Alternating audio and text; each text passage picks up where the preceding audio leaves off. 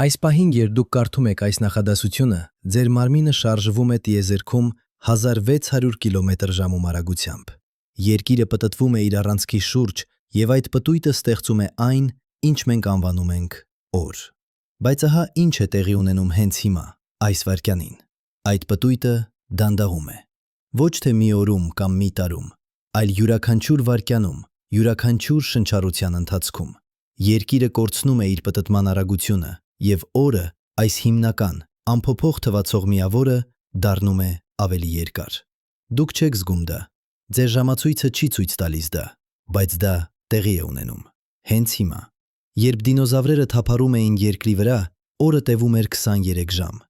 Երբ առաջին բազմաբջիջ օրգանիզմները հայտնվեցին օվկիանոսներում, օրը տևում էր ընդամենը 18 ժամ։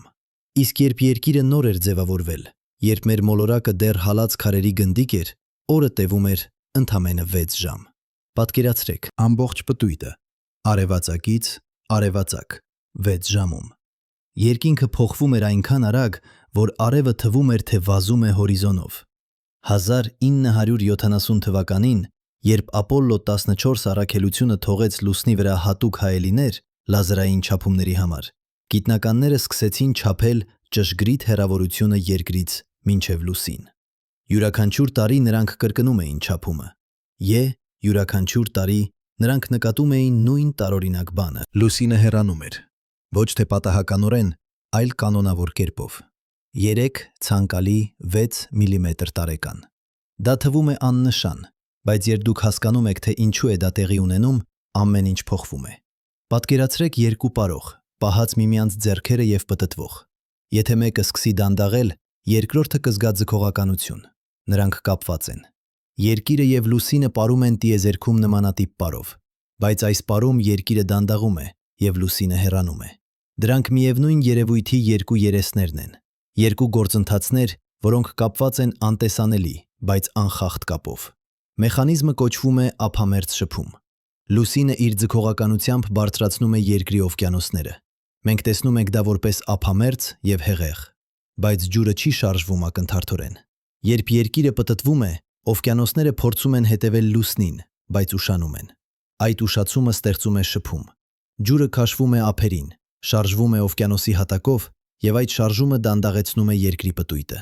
Պատկերացրեք, որ դուք պտտվում եք աթոռի վրա եւ մեկը դնում է ձեռքը ձեր ուսին։ Դուք դանդաղում եք։ Լուսինը անում է նույնը երկրի հետ, բայց օվկիանոսների միջոցով։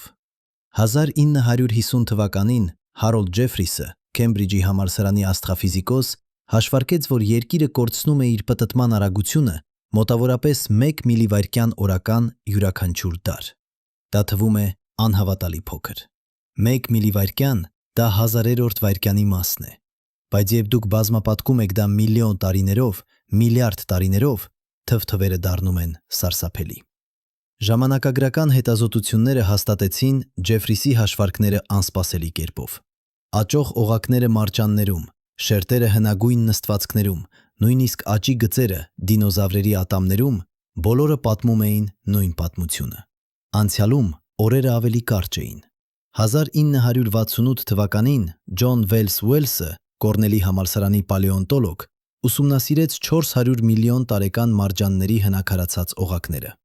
Մարջանները աճում են շերտերով, ինչպես ծառերը։ 1 շերտ օրական։ Ուելսը հաշվեց շերտերը եւ գտավ, որ տարին պարունակում էր 400 օր։ 400 օր։ Դա նշանակում է, որ յուրաքանչյուր օրը տևում էր 22 ժամ։ Բայց դա միայն սկիզբն էր։ Երբ գիտնականները սկսեցին ուսումնասիրել ավելի հին նստվածքներ, նրանք գտան ավելի կարճ օրեր։ 1 միլիարդ 400 միլիոն տարի առաջ օրը տևում էր 18 ժամ։ 2 միլիարդ տարի առաջ 15 ժամ։ Իսկ երբ երկիրը նոր էր ձևավորվել, երբ մեր մոլորակը դեռ հալած մագմայի գնդիկ էր, երբ լուսինը նոր էր ստեղծվել հսկայական բախումից, օրը տևում էր ընդամենը 6 ժամ։ Պատկերացրեք այդ աշխարհը։ Երկինքը փոխվում է այնքան արագ, որ դուք կարող եք տեսնել աստղերի շարժումը։ Արևը ծագում է, հասնում է գագաթնակետին եւ մայր մտնում 3 ժամում։ 3 ժամ լույս, 3 ժամ խավար։ Քամիները փչում են 150 կմ/ժ արագությամբ, քանի որ մթնոլորտը չի հասցնում հետևել երկրի արագ պտույտին։ Ալիքները բարձրանում են տասնյակ մետր, քանի որ ափամերձ ուժերը անհամեմատ ավելի հզոր են։ Դա այլ մոլորակ է։ Դա երկիրն է, բայց ոչ այն երկիրը, որը մենք ճանաչում ենք։ Իսկ լուսինը? Այն ժամանակ լուսինը գտնվում էր 15 անգամ ավելի մոտ, քան այժմ։ Երբ դուք նայում էիք երկինք, դուք տեսնում էիք հսկայական գնդիկ, զբաղեցնող երկնքի 15 աստիճան։ Դա 15 անգամ ավելի մեծ է, քան այն, ինչ մենք տեսնում ենք այժմ։ Լուսինը լցնում էր կես երկինքը։ Լուսնային լույսը այնքան պայծառ էր, որ դուք կարող էիք կարդալ գիշերը։ Ափամերձ ալիքները բարձրանում էին կիլոմետր, ամբողջ մոլորակը ապրում էր լուսնի ուժի ներքո։ 1975 թվականին Ջորջ Դարվինը, Չարլզ Դարվինի որդին և Քեմբրիջի աստղաֆիզիկոս, առաջարկեց տեսություն, որը փոխեց մեր պատկերացումները երկրի և լուսնի մասին։ Նա հաշվարկեց, որ եթե երկիրը դանդաղում է և լուսինը հեռանում է, ապա անցյալում նրանք պետք է եղած լինեն շատ ավելի մոտ։ Նա հետ գնաց ժամանակի մեջ իր հաշվարկներով և հասավ տարօրինակ եզրակացության։ Մոտավորապես 4 միլիարդ 500 միլիոն տարի առաջ լուսինը և երկիրը գրեթե շոշափում էին միմյանց։ Այդ հաշվարկները հանգեցրին ավելի խորը հարցի. եթե լուսինը ձևավորվել է երկրից այդքան մոտ, ապա ինչպես է այն ստեղծվել։ Պատասխանը եկավ միայն 20-րդ դարի վերջում, երբ համակարգչային մոդելավորումները թույլ տվեցին վերականգնել այն, ինչ տեղի ունեցավ։ Հսկայական բախում։ Մարսի չափի մոլորակ, որը գիտնականները անվանեցին Թեյա, բախվեց երիտասարդ երկրին։ Բախումը այնքան հզոր էր, որ երկու մոլորակների նյութը հալվեց և ցրվեց տիեզերք։ Մի մասը ընկավ հետերկրի վրա, մյուս մասը մնաց ուղեծրի վրա և աստիճանաբար միավորվեց, ձևավորելով լուսինը։ Բայց այդ բախումը արեց ևս մեկ բան. այն պտտեցրեց երկիրը։ Պատկերացրեք բիլիարդի գնդիկ, որին հարվածում են կողքից։ Այն սկսում է պտտվել։ Թեյայի բախումը պտտեցրեց երկիրը այնքան արագ, որ օրը տևում էր ընդամենը 6 ժամ։ Իսկ լուսինը ձևավորվեց այնքան մոտ, որ այն լցնում էր ամբողջ երկինքը։ Այդ պահից սկսվեց դանդաղ, բայց անխափան պարը։ Լուսինը սկսեց հեռանալ, երկիրը սկսեց դանդաղել։ Յուրաքանչյուր տարի լուսինը հեռանում է 3 ցանկալի 6 միլիմետր։ Յուրաքանչյուր դար օրը երկարանում է 1 ցանկալի 7 միլիվայրկյանով։ Դա թվում է աննշան։ Բայց երբ դուք հաշվում եք միլիարդ տարիներով, դուք հասկանում եք, որ ամեն ինչ փոխվում է։ Հիմա մենք ապրում ենք այդ գործընթացի մեջտեղում։ Օրը տևում է 24 ժամ։ Լուսինը գտնվում է 374 հազար կիլոմետր հեռավորության վրաց։ Դա ժամանակավոր վիճակ է։ Մենք ապրում ենք մի պահին, երբ օրը պատահաբար տևում է 24 ժամ։ Անցյալում այն ավելի կարճ էր, ապագայում այն կլինի ավելի երկար։ 1998 թվականին Ժակ Լասկարը, Փարիզի աստղադիտարանի աստղաֆիզիկոս, ստեղծեց համակարգչային մոդել, որը կանխատեսում էր երկրի պտույտի ապագան։ Նրա հաշվարկները ցույց տվեցին տարօրինակ բան. երկիրը չի դանդաղի անվերջ։ Կա սահման, կետ, երբ երկիրը և լուսինը կհասնեն հավասարակշռության։ Այդ կետում երկիրը միշտ կլինի դարձած նույն կողմով դեպի լուսին, ինչպես լուսինը միշտ դարձած է նույն կողմով դեպի երկիրը։ Պատկերացրեք այդ աշխարհը։ Երկրի մի կեսը միշտ տեսնում է լուսինը, մյուս կեսը երբեք։ Օրը տևում է ոչ թե 24 ժամ, այլ 700 ժամ։ Մեկ ամիս։ Մեկ ամիս լույս, մեկ ամիս խավար։ Ջերմաստիճանը տատանվում է 100 աստիճանով։ Քամիները փչում են լուսնային կողմից դեպի մութ կողմը անդադար։ Օվկիանոսները սառեցնում են մութ կողմում և գոլորշանում լուսնային կողմում։ Բայց դա չի տեղի ունենա շուտով։ Լասկարի հաշվարկները ցույց տվեցին, որ երկիրը կհասնի այդ վիճակին մոտավորապես 50 միլիարդ տարի հետո։ 50 միլիարդ տարի։ Դա ավելի երկար է, քան արևի մնացած կյանքը։ Արևը կդառնա կարմիր հսկա և կլափի երկիրը մոտավորապես 5 միլիարդ տարի հետո, այնպես որ երկիրը երբեք չի հասնի այդ վերջնական վիճակին։ Մեր մոլորակը կանհետանա շատ ավելի շուտ։ Բայց դա չի նշանակում, որ գործընթացը անտեսանելի է։ Դա տեղի է ունենում հենց հիմա։ Յուրաքանչյուր օր երկարանում է։ Յուրաքանչյուր տարի լուսինը հեռանում է։ Մենք չենք զգում դա, քանի որ մեր կյանքը չափազանց կարճ է։ Բայց եթե դուք կարողանայիք ապրել միլիոն տարի, դուք կնկատեիք. օրերը կդառնային զգալիորեն երկար։ Լուսինը կփոքրանար երկնքում։ իսկ արդեն կան հետևանքներ, որոնք մենք կարող ենք չափել։ 1995 թվականից սկսած աշխարհի ատոմային ժամացույցները պետք է ճշգրտվեն յուրաքանչյուր մի քանի տարին մեկ։ Ավելացվում է 1 վայրկյան, այսպես կոչված նահանջ-վայրկյան։ Դա անհրաժեշտ է, քանի որ երկրի պտույտը դանդաղում է, բայց մեր ժամացույցները չափում են ժամանակը ատոմների տատանումներով, որոնք չեն փոխվում։ Այնպես որ մենք պետք է ավելացնենք վայրկյաններ, որպեսզի մեր ժամացույցները համապատասխանեն երկրի պտույտին։ Վերջին նահանջ-վայրկյանը ավելացվեց 2016 թվականի դեկտեմբերի 31-ին։ Այդ գիշեր, հենց մինչև կեսգիշեր, ժամացույցները ցույց տվեցին 23 ժամ 59 րոպե 60 վայրկյան, ապա 61 վայրկյան, ապա 0 ժամ 0 րոպե 0 վայրկյան։ Մեկ լրացուցիչ վայրկյան ավելացվեց օրվան, քանի որ երկիրը դանդաղում է։ Դա կարող է թվալ տեխնիկական մանրուք, բայց դա խորը իմաստ ունի։ Դա նշանակում է, որ ժամանակը, այս հիմնական, անփոփոխ թվացող բանը, փաստորեն փոխվում է։ Ոչ թե մեր ընկալման մեջ, այլ ֆիզիկապես։ Երկրի պտույտը դանդաղում է, եւ դա նշանակում է, որ օրը երկարանում է, ժամանակը ձգվում է։ Բայց ինչու է դա տեղի ունենում։ Ինչու է լուսինը հեռանում։ Պատասխանը կայանում է էներգիայի պահպանման օրենքում։ Երբ երկիրը դանդաղում է, այն կորցնում է պտուտային էներգիա։ Այդ էներգիան չի կարող պարզապես անհետանալ։ Այն պետք է գնա ինչ-որ տեղ։ Իսկ այն գնում է լուսին։ Լուսինը ստանում է այդ էներգիան եւ օգտագործում այն բարձրանալու համար ավելի բարձր ուղեցրի վրա։ Ավելի բարձր ուղեցիր նշանակում է ավելի մեծ հեռավորություն երկրից։ Դա նման է երեխայի, որը ճոճվում է ճոճանակի վրա։ Երբ դուք մղում եք ճոճանակը, դուք փոխանցում եք էներգիա։ Ճոճանակը բարձրանում է։ Երկիրը մղում է լուսինը իր ափամերձ ուժերով։ Լուսինը բարձրանում է։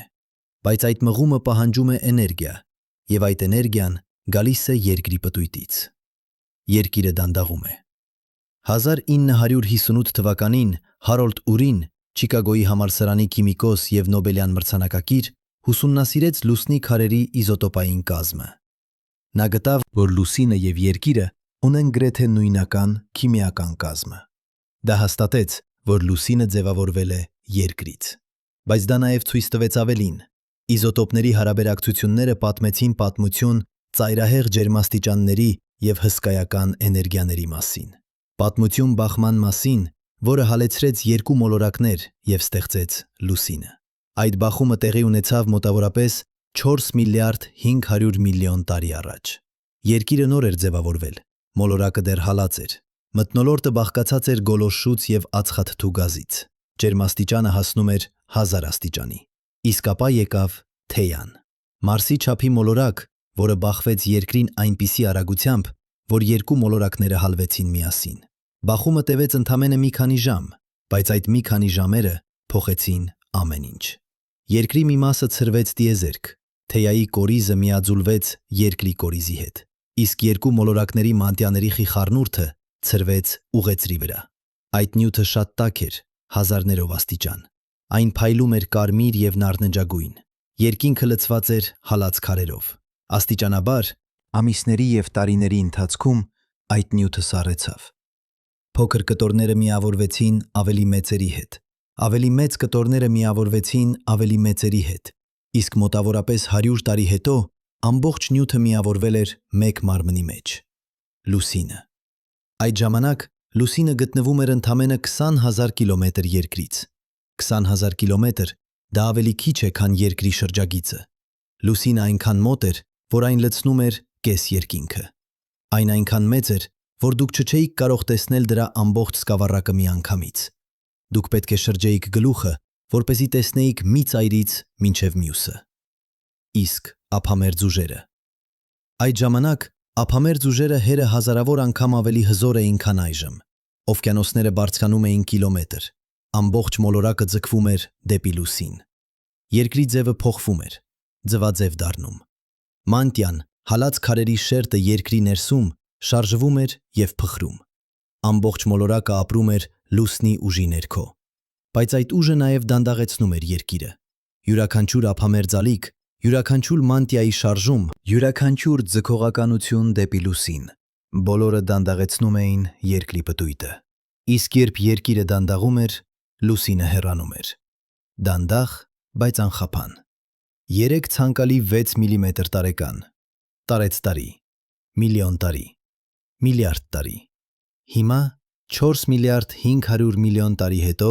Լուսինը գտնվում է 374 հազար կիլոմետր հեռավորության վրա։ Այն հեռացել է 18 անգամ։ Իսկ Երկիրը դանդաղել է այնքան, որ օրը տևում է 24 ժամ, 4 անգամ ավելի երկար, քան այն ժամանակ, երբ Լուսինը ձևավորվեց։ Իսկ գործընթացը շարունակվում է։ Հենց հիմա, այս վայրկյանին, Լուսինը հեռանում է։ Հենց հիմա Երկիրը դանդաղում է։ Մենք չենք զգում դա, բայց դա տեղի է ունենում։ Յուրաքանչյուր օր երկարանում է 1 ցանկալի 7 միլիվայրկյանով յուրաքանչյուր դար։ Դա նշանակում է, որ 100 տարի հետո օրը կլինի 1 ցանկալի 7 միլիվայրկյան ավելի երկար, 1000 տարի հետո 17 միլիվայրկյան, միլիոն տարի հետո 17 վայրկյան։ 17 վայրկյան կարող է թվալ աննշան, բայց պատկերացրեք, թե ինչ է դա նշանակում։ Միլիոն տարի հետո մարդիկ, եթե նրանք դեռ գոյություն ունենան, ապրելու են աշխարհում, որտեղ օրը 17 վայրկյան ավելի երկար է։ Նրանց ժամացույցները պետք է վերակարգավորվեն։ Նրանց օրացույցները պետք է փոխվեն, քանի որ Երկիրը փոխվել է։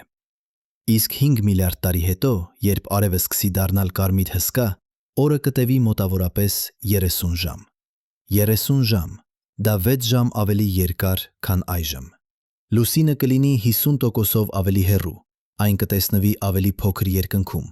ափամերձ ալիքները կլինեն ավելի թույլ, բայց Երկիրը դեռ կպտտվի, դեռ կունենա օրեր և գիշերներ, դեռ կապրի, մինչև արևը լափի այն։ Բայց մինչ այդ պահը, մինչև այդ վերջնական վախճանը, Երկիրը կշարունակի իր դանդաղ պարը Լուսնի հետ։ Յուրաքանչյուր օր կերկարանա, յուրաքանչյուր տարի Լուսինը կհեռանա։ Իսկ մենք, փոքրիկ արարածներ այս հսկայական մոլորակի վրա, կապրենք մեր կյանքները, չզգալով այդ դանդաղ, բայց անխափան փոփոխությունը։ Բայց հիմա, երբ դուք գիտեք դա, ամեն ինչ փոխվում է։ Երբ դուք նայում եք Լուսնին, դուք տեսնում եք ոչ միայն լուսավոր սկավառակ երկնքում, դուք տեսնում եք մոլորակ, որը դանդաղ հեռանում է։ Դուք տեսնում եք ուժ, որը փոխում է Երկիրը։ Դուք տեսնում եք պատմություն, որը տևում է միլիարդավոր տարիներ։ Իսկ երբ դուք նայում եք ձեր ժամացույցին, դուք տեսնում եք ոչ միայն ժամանակ, դուք տեսնում եք չափում, որը դանդաղ փոխվում է։ Դուք տեսնում եք օր, որը երկարանում է։ Դուք տեսնում եք մոլորակ, որը դանդաղում է։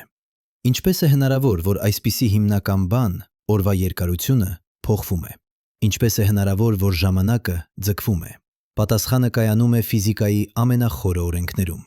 էներգիայի պահպանում, իմպուլսի պահպանում, գրավիտացիոն փոխազդեցություն։ Այս օրենքները կառավարում են ամեն ինչ, ատոմներից մինչև գալակտիկաներ, իսկ նրանք կառավարում են նաև Երկիրը և Լուսինը։ Պատկերացրեք ձեր ձեռքում բռնած գնդակ, որը պտտվում է։ Դուք զգում եք, թե ինչպես է այն ձգում ձեր մատները, ինչպես է ստեղծում ուժ, որը փորձում է ազատվել։ Այդ ուժը կոչվում է անկյունային իմպուլս։ Իսկ ֆիզիկայի ամենախորը օրենքներից մեկը ասում է, որ անկյունային իմպուլսը չի կարող պարզապես անհետանալ։ Այն կարող է միայն փոխանցվել։ Երբ Երկիրը դանդաղում է, դրա անկյունային իմպուլսը չի կորչում, այն փոխանցվում է Լուսնին։ Իսկ Լուսինը օգտագործում է այդ իմպուլսը բարձրանալու համար ավելի բարձր ուղեցրի վրա։ Սա ոչ թե պարզապես գեղեցիկ մետաֆորա է, սա ճշգրիտ մաթեմատիկական հավասարում է, որը կարող եք հաշվարկել թղթի վրա։ Բայց ինչու է հենց ափամերձ շփումը այդքան արդյունավետ։ Ինչու է այն կարողանում դանդաղեցնել ամբողջ մոլորակը։ Պատասխանը կայանում է օվկիանոսների հսկայական զանգվածում և շարժման անընդհատ բնույթում։ Երկրի օվկիանոսները պարունակում են 1 միլիարդ 350 միլիոն խորանարդ կիլոմետր ջուր։ Պատկերացրեք այդ զանգվածը։ 1 խորանարդ կիլոմետր ջուրը կշռում է 1 միլիարդ տոննա։ Բազմապատկեք դա 1 միլիարդ 350 միլիոնով։ Դա անհավատալի զանգված է։ Իսկ այդ ամբողջ զանգվածը շարժվում է յուրաքանչյուր 6 ժամը 1 ափամերձ և հեղեղի ռիթմով։ 1922 թվականին Լյուիս Ֆրայ Ռիչարդսոնը, անգլիացի ֆիզիկոս և մաթեմատիկոս, հաշվարկեց, թե որքան էներգիա է ցրվում ափամերձ շփման պատճառով։ Նրա թվերը սարսափելի էին։ 3 տերավատ, 3 տրիլիոն վատ։ Դա համարժեք է 300 միլիոն 10 կիլովատանոց էլեկտրական լամպի միաժամանակյա վառման, կամ 300 միջուկային էլեկտրակայանի։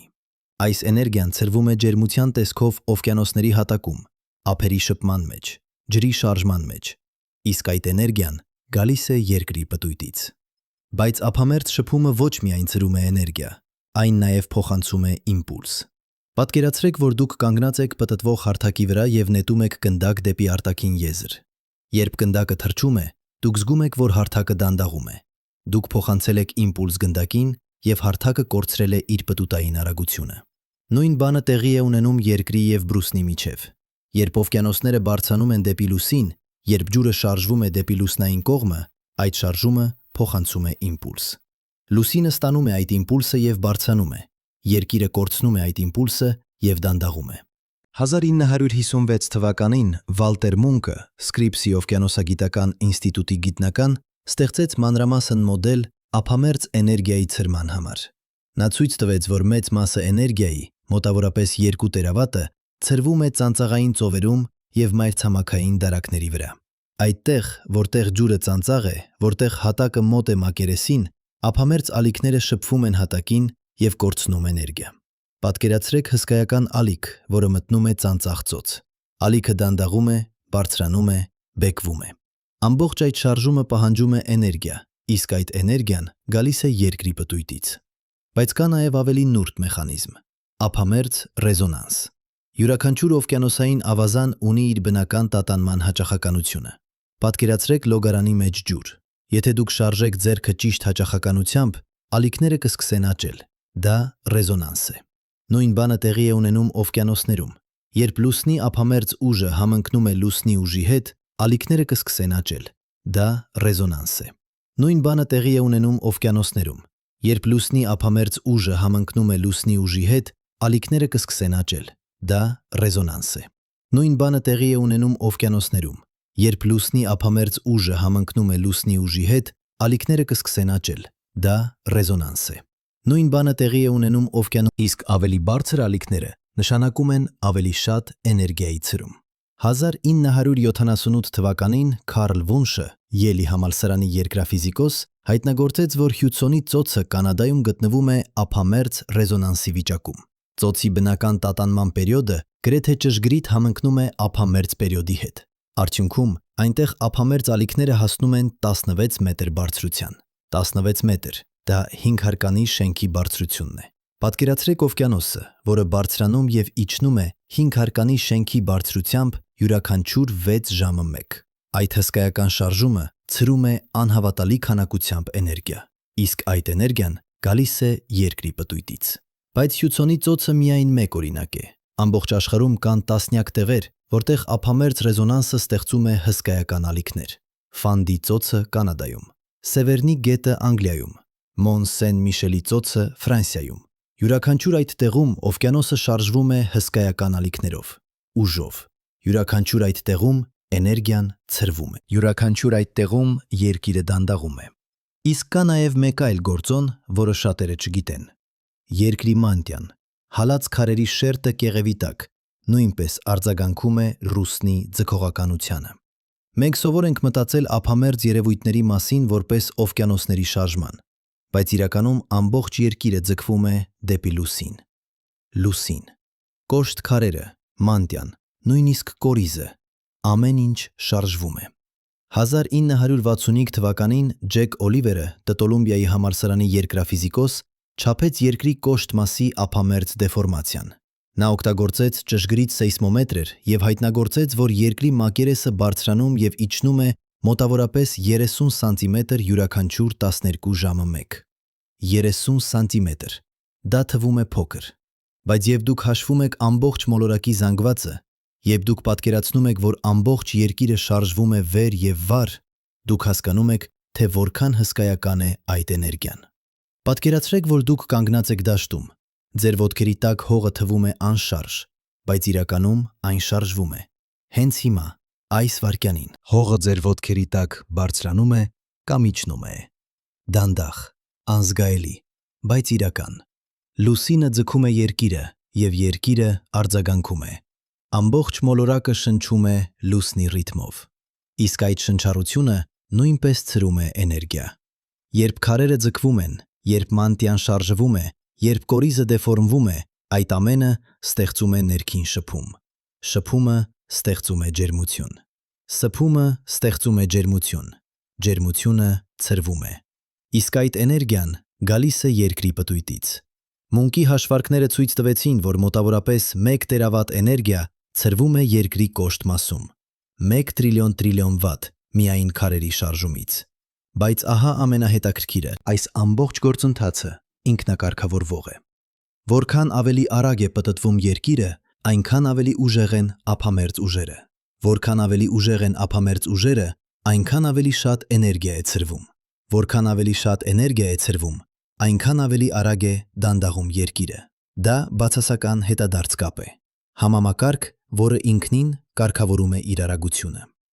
1991 թվականին Ռիչարդ Գրոսը, NASA-ի Jet Propulsion լաբորատորիայի գիտնական, ստեղծեց համակարգչային մոդել, որը սիմուլյացնում էր երկրի պտույտի դանդաղումը վերջին 4 միլիարդ տարիների ընթացքում։ Նրա մոդելը ներառում էր օվկիանոսների ափամերձ շփումը, մանտիայի դեֆորմացիան, նույնիսկ մթնոլորտի շփումը։ Արդյունքները համընկնում էին երկրաբանական տվյալների հետ։ Մոդելը ցույց տվեց, որ երկիրը դանդաղել է կանոնավոր կերպով, առանց հանկարծակի ցատկերի, առանց անսպասելի փոփոխությունների։ Բանդաղ, հաստատուն, անխափան։ Բայց կա մեկ բան, որը շատերը չեն հասկանում։ Ափամերձ շփումը ոչ միայն դանդաղեցնում է երկիրը, այն նաև փոխում է լուսնի ուղեծիրը։ Երբ լուսինը ստանում է իմպուլս երկրից, այն սկսում է շարժվել ավելի արագ իր ուղեծրով։ Բայց ավելի արագ շարժում ուղեծրով նշանակում է ավելի բարձր ուղեծիր։ Դա թվում է հակասական, բայց դա ճիշտ է։ Երբ արբանյակը ստանում է էներգիա, այն բարձրանում է ավելի բարձր ուղեծրի վրա։ Իսկ ավելի բարձր ուղեծրում այն շարժվում է ավելի դանդաղ։ Այնպես որ լուսինը միաժամանակ արագանում է եւ դանդաղում է։ Արագանում է իր ուղեծրով, բայց դանդաղում է իր պտույտում երկրի շուրջ։ Պատկերացրեք երեխայի, որը ճոճվում է ճոճանակի վրա։ Երբ դուք մղում եք ճոճանակը, երեխան շարժվում է ավելի արագ ճոճանակի աղեգի երկայնքով, բայց միաժամանակ ճոճանակը բարձրանում է եւ երեխան սպանում է ավելի շատ ժամանակ յուրաքանչյուր ճոճի համար։ Նույն բանը տեղի է ունենում լուսնի հետ։ Այն շարժվում է ավելի արագ իր ուղեծրով, բայց ուղեծիրը դառնում է ավելի երկար եւ լուսինը սպանում է ավելի շատ ժամանակ մեկ պտույտի համար։ 1978 թվականին Պիտեր Գոլդրայխը, Կալիֆոռնիայի տեխնոլոգիական ինստիտուտի աստրոֆիզիկոս, հաշվարկեց, թե ինչպես է լուսնի ուղեծիրը փոխվում ժամանակի ընթացքում։ Նրա հավասարումները ցույց տվեցին, որ լուսնի հեռացման արագությունը կախված է երկրի պտուտային արագությունից։ Երբ երկիրը պտտվում էր արագ, երբ օրը տևում էր 6 ժամ, լուսինը հեռանում էր շատ ավելի արագ, մոտավորապես 1 մետր տարեկան։ Հիմա, երբ երկիրը դանդաղել է, լուսինը հեռանում է միայն 3 ցանկալի 6 միլիմետր տարեկան։ Գործընթացը դանդաղում է, քանի որ երկիրը դանդաղում է։ Իսկ սա նշանակում է, որ ապագայում գործընթացը կդանդաղի ավելի ևս։ Յուրաքանչյուր տարի երկիրը դանդաղում է մի փոքր։ Յուրաքանչյուր տարի ափամերձ ուժերը դառնում են մի փոքր ավելի թույլ։ Յուրաքանչյուր տարի լուսինը հեռանում է մի փոքր ավելի դանդաղ։ Դա ինքնակարգավորվող համակարգ է, որը աստիճանաբար մոտենում է հավասարակշռության։ Բայց կա նաև մեկ այլ գործոն, որը բարդացնում է պատկերը՝ օվկիանոսների կոնֆիգուրացիան։ Ափամերձ շփման արդյունավետությունը կախված է օվկիանոսների ձևից, խորությունից, դասավորությունից։ Երբ մայրցամաքները շարժվում են, երբ օվկիանոսները փոխում են իրենց ձևը, ափամերձ շփումը փոխվում է։ Իսկ դա նշանակում է, որ երկրի դանդաղման արագությունը նույնպես փոխվում է։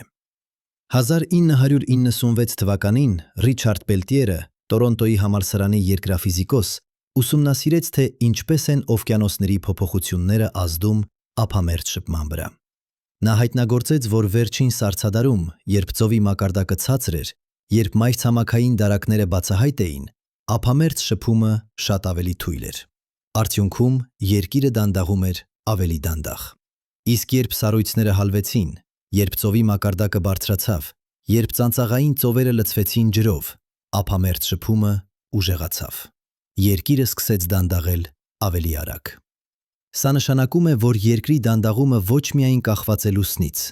այն կախված է նաև երկրի ինքնին, օվկիանոսներից, մայրցամաքներից, սառցադարերից։ Ամբողջ համակարգը փոխկապակցված է։ Յուրաքանչյուր փոփոխություն մեկ մասում ազդում է ամբողջ համակարգի վրա։ Իսկ հիմա, երբ մենք ապրում ենք գլոբալ տաքացման դարաշրջանում,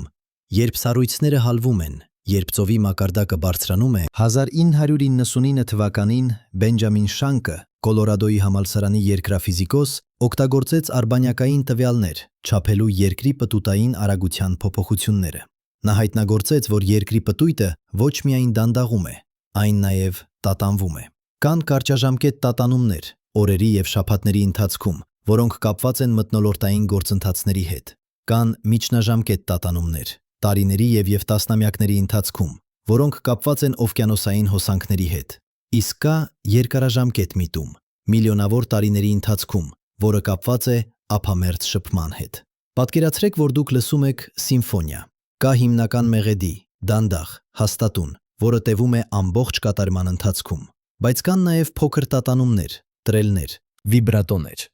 Երկրի պտույտը նման է այդ սիմֆոնիային։ Հիմնական մեղեդին, դանդաղումը, տևում է միլիարդավոր տարիներ։ Բայց կան նաև փոքր տատանումներ, որոնք տևում են օրեր, շաբաթներ, տարիներ։ Իսկ այդ տատանումները կարևոր են։ Նրանք ազդում են մեր կլիմայի վրա, մեր օվկիանոսների վրա, նույնիսկ մեր տեխնոլոգիաների վրա։ Երբ երկիրը պտտվում է մի փոքր ավելի արագ կամ դանդաղ, դա փոխում է մթնոլորտային հոսանքները, դա փոխում է օվկիանոսային հոսանքները, դա նույնիսկ փոխում է մագնիսական դաշտը։ 1995 թվականին Ժան-Լուի Լեմուելը, Փարիզի երկրաֆիզիկական ինստիտուտի գիտնական, հայտնագործեց կապ երկրի պտուտային արագության և մագնիսական դաշտի միջև։ Նա ցույց տվեց, որ երբ երկիրը դանդաղում է, կորիզում հեղուկ երկաթի հոսանքները փոխվում են, իսկ այդ հոսանքները ստեղծում են մագնիսական դաշտը։ Այնպես որ երկրի դանդաղումը փաստորեն ազդում է մագնիսական դաշտի վրա։ Դա նուրբ ազդեցություն է, բայց այն իրական է։ Պատկերացրեք, որ ամեն ինչ կապված է։ Լուսինը ձգում է օվկիանոսները, օվկիանոսները դանդաղեցնում են երկիրը։ Երկիրը փոխանցում է իմպուլս լուսնին։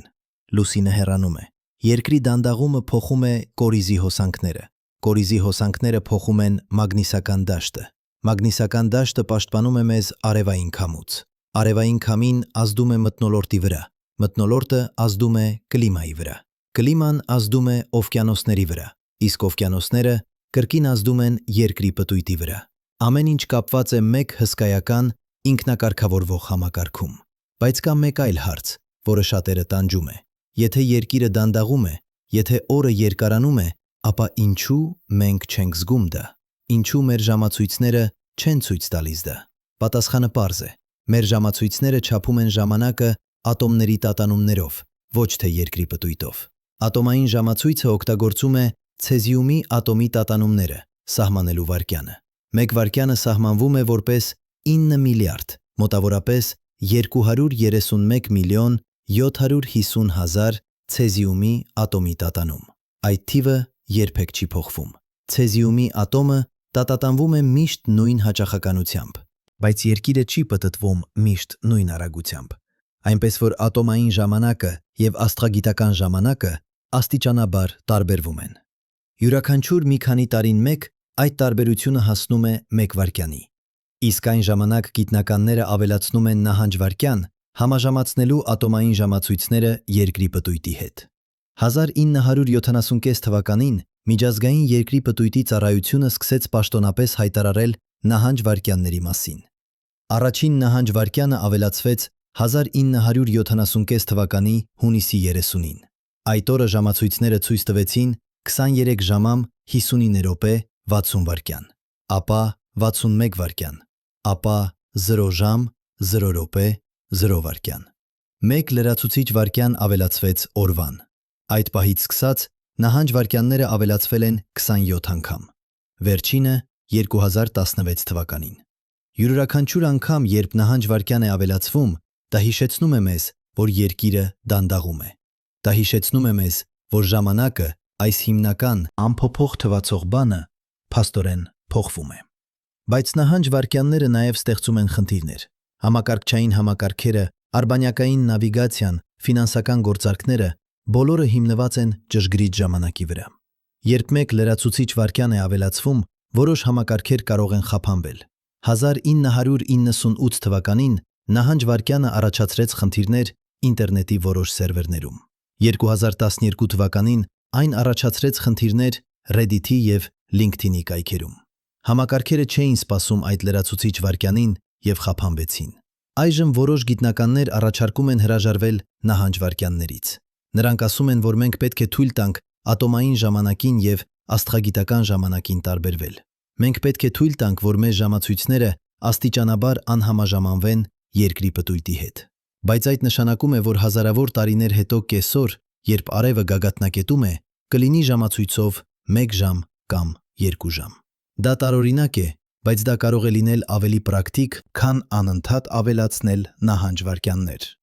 1998 թվականին Ստիվ Ալենը, Միջազգային հեռահաղորդակցության միության գիտնական, առաջարկեց հրաժարվել նահանջ վայրկյաններից և թույլ տալ ատոմային ժամանակին ազատ շարժվել։ Նրա առաջարկը առաջացրեց սաստիկ բանավեճ։ Որոշ գիտնականներ համաձայն էին։ Նրանք ասում էին, որ նահանջ վայրկյանները ստեղծում են ավելի շատ խնդիրներ, քան լուծում։ Բայց ուրիշներ առարկում էին։ Նրանք ասում էին, որ մենք պետք է պահպանենք կապը Երկրի պտույտի հետ։ Մենք պետք է պահպանենք կապը բնության հետ։ Այն բանավեճը դեռ շարունակվում է, բայց այն բարձրացնում է խորը հարց. Ինչ է ժամանակը։ Արդյոք ժամանակը սահմանվում է ատոմների տատանումներով, թե Երկրի պտույտով։ Արդյոք ժամանակը բացարձակ է, թե հարաբերական։ Արդյոք ժամանակը կախված է մարդկային սահմանումներից, թե բնական երևույթներից։ Այս հարցերը տանում են մեզ ավելի խորը։ Նրանք տանում են մեզ դեպի ֆիզիկայի հիմքերը, դեպի այն, ինչ Այնշտայնը կոչեց հարաբերականություն։ Այնշտայնը ցույց տվեց, որ ժամանակը ոչ բացարձակ է։ Ժամանակը կախված է շարժումից, ձգողականությունից, տիեզերքի կառուցվածքից։ Երկու դիտորդներ, որոնք շարժվում են տարբեր արագություններով, կչափեն ժամանակը տարբեր կերպ։ Երկու դիտորդներ, որոնք գտնվում են տարբեր ձգողականական դաշտերում, կչափեն ժամանակը տարբեր կերպ։ Իսկ Երկրի վրա, որտեղ ձգողականությունը փոխվում է բարձրությամբ, որտեղ պտուտային արագությունը փոխվում է լայնությամբ, ժամանակը փաստորեն հոսում է տարբեր արագությամբ տարբեր տեղերում։ Լեռների գագաթին ժամանակը հոսում է մի փոքր ավելի արագ, քան ծովի մակարդակում։ Հասարակածում ժամանակը հոսում է մի փոքր ավելի դանդաղ, քան բևեռներում։ Այդ տարբերությունները անհավատալի փոքր են, նանովայրկյաններ օրական, բայց նրանք իրական են, իսկ ատոմային ժամացույցները այնքան ճշգրիտ են, որ կարող են չափել այդ տարբերությունները։ 1971 թվականին Ջոզեֆ Հաֆելեն և Ռիչարդ Քիթինգը կատարեցին հայտնի փորձ։ Նրանք տեղադրեցին ատոմային ժամացույցներ ինքնաթիռների վրա և թռցրին դրանք աշխարհի շուրջ։ Մեկ ինքնաթիռը թռավ դեպի արևելք, մյուսը դեպի արևմուտք։ Երբ նրանք վերադարձան, ժամացույցները ցույց տվեցին տարբեր ժամանակ։ Դեպի արևելք թռչող ժամացույցը ուշացել էր 59 նանովայրկյան։ Դեպի արևմուտք թռչող ժամացույցը առաջացել էր 274 նանովայրկյան։ Այդ տարբերությունները համապատասխանում էին Այնշտայնի հարաբերականության տեսության կանխատեսումներին։ Ժամանակը փաստորեն հոսում է տարբեր արագությամբ շարժվող օբյեկտների համար։ Իսկ սա նշանակում է, որ երբ մենք խոսում ենք Երկրի դանդաղման մասին, երբ մենք ասում ենք, որ օրը երկարանում է, մենք փաստորեն խոսում ենք ժամանակի փոփոխության մասին։ Ոչ միայն մեր չափման փոփոխության, այլ ինքը ժամանակի փոփոխության։ Երկիրը դանդաղում է, և դա նշանակում է, որ ժամանակը Երկրի վրա փոխվում է։ Դա նշանակում է, որ ֆիզիկական իրականությունը փոխվում է։ Պատկերացրեք, որ դուք կարող էիք ճանապարհորդել ժամանակի մեջ։ Դուք վերադառնաք 1 միլիարդ տարի անցյալ։ Դուք կտեսնեիք երկիր, որտեղ օրը տևում է 18 ժամ։ Բայց դա ոչ միայն նշանակում է, որ երկիրը պտտվում է ավելի արագ, դա նաև նշանակում է, որ ժամանակը հոսում է տարբեր կերպ։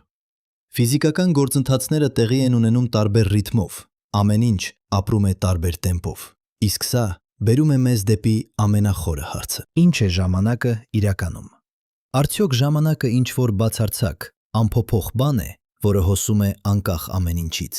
թե ժամանակը կապված է տիեզերքի կառուցվածքի հետ, կապված է նյութի և էներգիայի հետ, կապված է շարժման և ձգողականության հետ։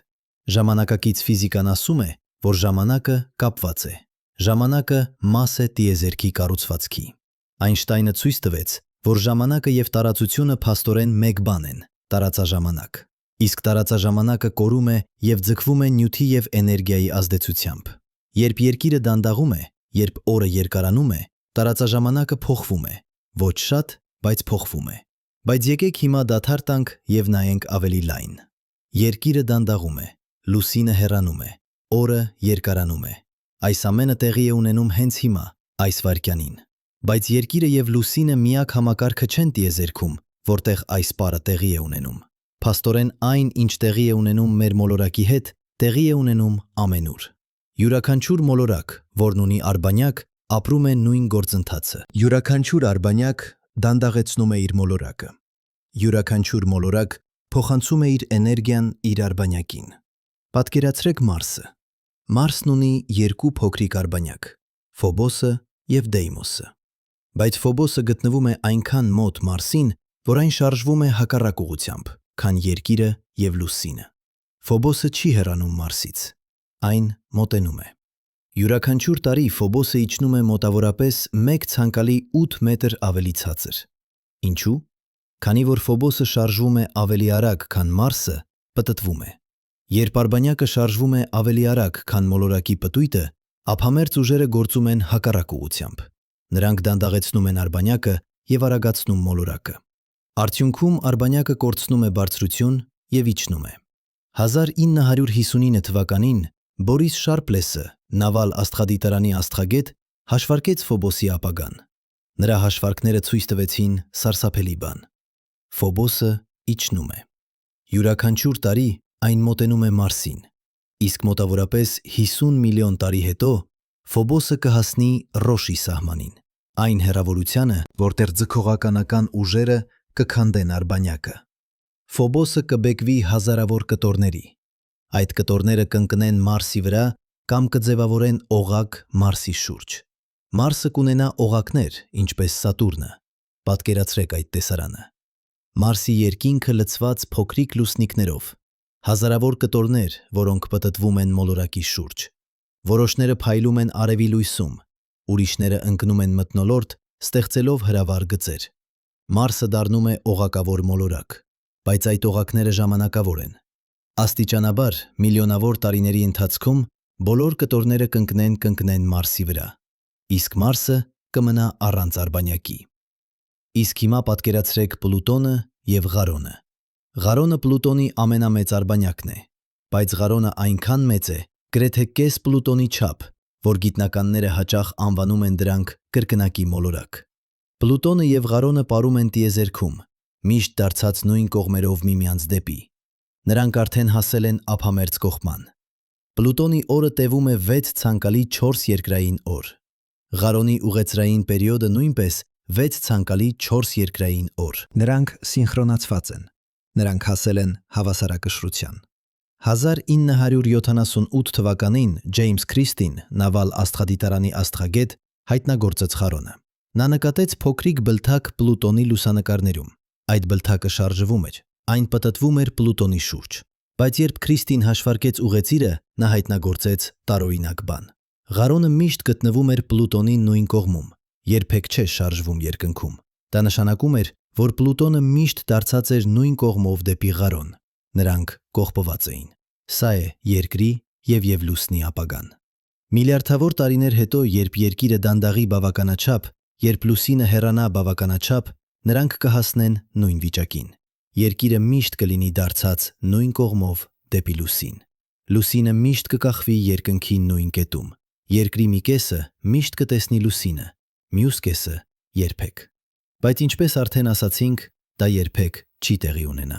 Արևը կանհետանա շատ ավելի շուտ։ Բայց եկեք նայենք ավելի հեռու։ Յուպիտերը, հսկա գազային մոլորակը, ունի 79 հայտնի արբանյակ։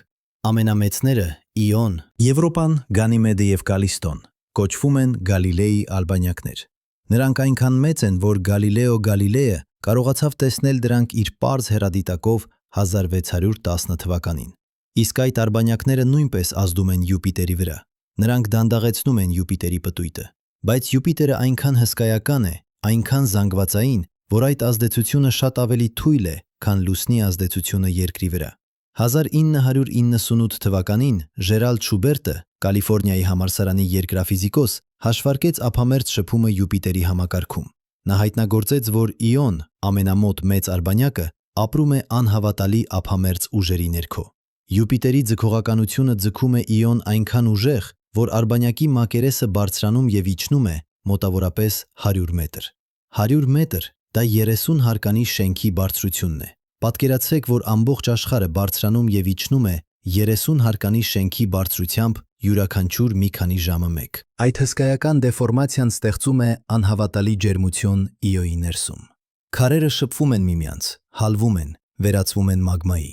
Իոն ամենավուլկանական ակտիվ մարմինն է արևային համակարգում։ Նրա մակերեսը ծածկված է հարյուրավոր ակտիվ հրաբուխներով։ Որոշ հրաբուխներ նետում են լավա 300 կիլոմետր բարձրություն։ Ամբողջ Արբանյակը ապրում է ափամերձ ջերմության ներքո։ Իսկ այդ ջերմությունը գալիս է Յուպիտերի եւ Իոյի փոխազդեցությունից։ Բայց Իոն ոչ միայն տաքանում է, նա նաեւ դանդաղում է։ Ափամերձ ուժերը դանդաղեցնում են Իոյի պտույտը, իսկ Իոն փոխանցում է իր իմպուլսը Յուպիտերին։ Բայց Յուպիտերը այնքան զանգվածային է, որ այդ ազդեցությունը գրեթե անզգայելի է։ Յուպիտերի օրը տևում է 10 ժամ։ Այն պտտվում է այնքան արագ, որ մոլորակը տեսանելիորեն տափակված է բևեռներում։ Իսկ Իոյի ազդեցությունը փոխում է այդ պտույտը միայն նանովայրկյաններով դարում։ Իսկ հիմա եկեք նայենք ամենատարօրինակ համակարգին՝ Սատուրնին եւ Տիտանին։ Տիտանը Սատուրնի ամենամեծ արբանյակն է։ Նա ավելի մեծ է, քան Մերկուրին։ Նա ունի խիտ մթնոլորտ, ավելի խիտ, քան Երկրինը։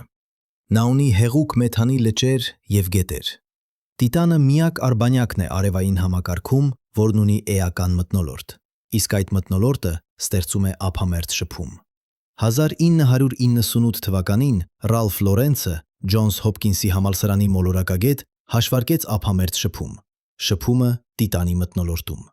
Նա հայտնագործեց, որ Սատուրնի ձգողականությունը ստեղծում է ափամերձ ալիքներ Տիտանի մթնոլորտում։ Այդ ալիքները շարժում են օդը, ստեղծում են քամիներ, ցրում են էներգիա։ Իսկ այդ էներգիան գալիս է Տիտանի ուղեծրային շարժումից։ Տիտանը դանդաղ հեռանում է Սատուրնից, ճիշտ այնպես, ինչպես Լուսինը հեռանում է Երկրից։ Բայց Տիտանի հեռացման արագությունը շատ ավելի մեծ է, քան Լուսնինը։ Տիտանը հեռանում է մոտավորապես 11 սանտիմետր տարեկան։ Դա 30 անգամ ավելի արագ է, քան Լուսինը։ Ինչու՞։ Քանի որ Սատուրնը շատ ավելի թույլ է, քան Երկիրը։ Սատուրնը գազային մոլորակ է։ Նրա խտությունը ավելի քիչ է, քան ջրինը։ Երբ Տիտանը ձգում է Սատուրնը, Սատուրնը դեֆորմվում է շատ ավելի հեշտությամբ, քան Երկիրը։ Այդ դեֆորմացիան ստեղծում է ավելի ուժեղ ափամերձ շփում, իսկ ավելի ուժեղ շփումը նշանակում է ավելի արագ էներգիայի փոխանցում։ 1996 թվականին Ջիմ Ֆուլլերը, Կալիֆոռնիայի տեխնոլոգիական ինստիտուտի աստղաֆիզիկոս, ստեղծեց մոդել Սատուրնի ներքին կառուցվածքի համար։ Նա ցույց տվեց, որ Սատուրնի ներսում կան հեղուկ շերտեր, որոնք շարժվում են ափամերձ ուժերի ազդեցությամբ։ Այդ շերտերը ստեղծում են ներքին ալիքներ, որոնք ցրում են հսկայական քանակությամբ էներգիա։ Սատուրնը կորցնում է իր պտուտային էներգիան շատ ավելի արագ, քան Երկիրը։ Իսկ Տիտանը ստանում է այդ էներգիան եւ հեռանում է շատ ավելի արագ, քան Լուսինը։ Սա նշանակում է, որ Սատուրնի համակարգը զարգանում է շատ ավելի արագ, քան Երկրի համակարգը։ Միլիարդ տարի հետո Տիտանը կլինի շատ ավելի հեռու Սատուրնից, քան Լուսինը Երկրից։ Սատուրնի օրը կլինի շատ ավելի երկար։ Ամբողջ համակարգը կփոխվի ճանաչելի չափով։ Բայց կա նաև հակառակ օրինակ՝ Նեպտունը եւ Տրիտոնը։ Տրիտոնը Նեպտունի ամենամեծ արբանյակն է, բայց Տրիտոնը շարժվում է հակառակ ուղղությամբ։ Նա ունի հետադարձ ուղեծիր։ Նա պտտվում է Նեպտունի շուրջ հակառակ ուղղությամբ, քան Նեպտունը պտտվում է իր առանցքի շուրջ։ Սա նշանակում է, որ ափամերձ ուժերը գործում են հակառակ կերպ։ Նրանք դանդաղեցնում են Տրիտոնը եւ արագացնում Նեպտունը։ Տրիտոնը կորցնում է բարձրություն եւ մոտենում է Նեպտունին։ 1991 թվականին Ռոբերտ Սմիթը, Արիզոնայի համալսարանի աստղագետ, հաշվարկեց Տրիտոնի ապագան։ Նրա հաշվարկները ցույց տվեցին, որ Տրիտոնը մոտենում է Նեպտունին մոտավորապես 2 սանտիմետր տարեկան։ Դա թվում է դանդաղ, բայց երբ դուք հաշվում եք միլիարդավոր տարիներով, դուք հասկանում եք, որ Տրիտոնը մահապարտ է։ Մոտավորապես 3 միլիարդ 500 միլիոն տարի հետո Տրիտոնը կհասնի Ռոշի սահմանին։ Նեպտունի ձգողականությունը կքանդի Տրիտոնը։ Արբանյակը կբեկվի հազարավոր կտորների։ Այդ կտորները կձևավորեն հսկայական օղակային համակարգ Նեպտունիի շուրջ, շատ ավելի հրաշալի, քան Սատուրնի օղակները։ Պատկերացրեք այդ ապագան։ Նեպտունը ծածված հսկայական փայլուն օղակներով։ Օղակներ, որոնք տարածվում են հարյուրավոր հազար կիլոմետր։ Օղակներ, որոնք բաղկացած են սառույցից եւ քարից։ Օղակներ, որոնք ստեղծվել են մի ամբողջ արբանյակի քանդումից։ Դա կլինի ամենահրաշալի տեսարանը արևային համակարգում։ Բայց դա նաև կլինի ողբերգություն։ Ամբողջ աշխարհի Տրիտոնի ոչնչացում։ Իսկ հիմա եկեք մտածենք ավելի լայն։ Այս ամենը՝ Երկիրը եւ Լուսինը, Մարսը եւ Ֆոբոսը, Յուպիտերը եւ Իոն, Սատուրնը եւ Տիտանը, Նեպտունը եւ Տրիտոնը, բոլորը մասեր են նույն համընդհանուր օրենքի։ Ափամերձ փոխազդեցություն, էներգիայի փոխանցում, իմպուլսի պահպանում։ Այս օրենքները գործում են ամենուր։ Նրանք կառավարում են ամեն ինչ, փոքրիկ արբանյակներից մինչև մեծ գալակտիկան։ Նրանք կառավարում են ամեն ինչ, փոքրիկ արբանյակներից մինչև մեծ գալակտիկան։ Հսկայական գալակտիկաներ։ 1998 թվականին Դուգլաս Լինը, Սանտա Քրուզի, Կալիֆոռնիայի համալսարանի աստղաֆիզիկոս, ուսումնասիրեց ափամերձ փոխազդեցությունները երկու աստղերի միջև։ Նա հայտնագործեց, որ երբ երկու աստղեր պտտվում են միմյանց շուրջ շատ մոտ, նրանք նույնպես փորձում են ափամերձ կողպում։ Յուրաքանչյուր աստղ ձգում է մյուսին։ Յուրաքանչյուր աստղ դեֆորմվում է։ Յուրաքանչյուր աստղ կորցնում է պտուտային էներգիա։ Աստիճանաբար միլիոնավոր տարիների ընթացքում երկու աստղերը սինխրոնացվում են։ Նրանք սկսում են միշտ դարձած լինել նույն կողմերով միմյանց դեպի։ Իսկ կան նաև ավելի էկզոտիկ դեպքեր։ Սև խոռոչներ, որոնք ուտում են աստղեր։ Երբ աստղը մոտենում է սև խոռոչին, սև խոռոչի ձգողականությունը ձգում է աստղը։ Աստղի մի կողմը ձգվում է ավելի ուժեղ, քան մյուս կողմը։ Այդ տարբերությունը, ափամերձ ուժը, ձգում է աստղը երկայնքով։ Աստղը դեֆորմվում է, ձգվում է, վերջապես պատռվում է։ Գազը հոսում է դեպի սև խոռոչը։ Աստղը ոչնչանում է, բայց նախքան ոչնչանալը, աստղը փայլում է անհավատալի պայծառությամբ։ Ափամերձ ուժերը տաքացնում են գազը միլիոնավոր աստիճանների։ Գազը ճառագայթում է ռենտգենյան լույս։ Ամբողջ գալակտիկան տեսնում է այդ վերջին սարսափելի փայլը։ 1998 թվականին Մարտին Ռիսը, Քեմբրիջի համալսարանի աստղաֆիզիկոս և թագավորական աստղագետ, նկարագրեց այդ գործընթացը։ Նա անվանեց այն ափամերձ քանդում։ Երբ աստղը մոտենում է սև խոռոչին, ափամերձ ուժերը դառնում են այնքան ուժեղ, որ նրանք հաղթահարում են աստղի ինքնագրավիտացիան։ Աստղը չի կարող պահել իր ձևը, նա պատռվում է, գազը ցրվում է։ Աստղը վերածվում է հոսանքի, որը պտտվում է սև խոռոչի շուրջ և աստիճանաբար ընկնում է անդունդ։ Պատկերացրեք այդ տեսարանը։ Աստղ մեր արևի նման մոտենում է սև խոռոչին։ Աստղը սկսում է ձգվել։ Նրա ձևը փոխվում է, գնդից դառնում է ձվաձև, ապա ձվաձևից դառնում է երկար թել, թելը պատռվում է, գազը հոսում է դեպի սև խոռոչը։ Ամբողջ այդ ժամանակ գազը տաքանում է։ Նա փայլում է կապույտ, ապա մանուշակագույն, ապա ուլտրամանուշակագույն, ապա ռենտգենյան։ Աստղը մահանում է ամենափայլուն մահով, որը տիեզերքը երբևէ տեսել է։ Իսկ այս ամենը՝ երկրի դանդաղումը, լուսնի հեռանալը, Ֆոբոսի անկումը, Տրիտոնի ապագա քանդումը, աստղերի պատռումը սև խոռոչների կողմից, բոլորը կապված են նույն հիմնական ուժի հետ։ Ձգողականություն։ Ձգողականությունը ստեղծում է ափամերձ ուժեր։ Ափամերձ ուժերը փոխանցում են էներգիա։ Էներգիան փոխում է ուղեցրերը։ Ուղեցրերը որոշում են ճակատագրերը։ Բայց կա մեկ այլ հարց, որը մենք դեռ չենք հպել։ Ինչու է ձգողականությունը գոյություն ունենում։ Ինչու են զանգվածները ձգում միմյանց։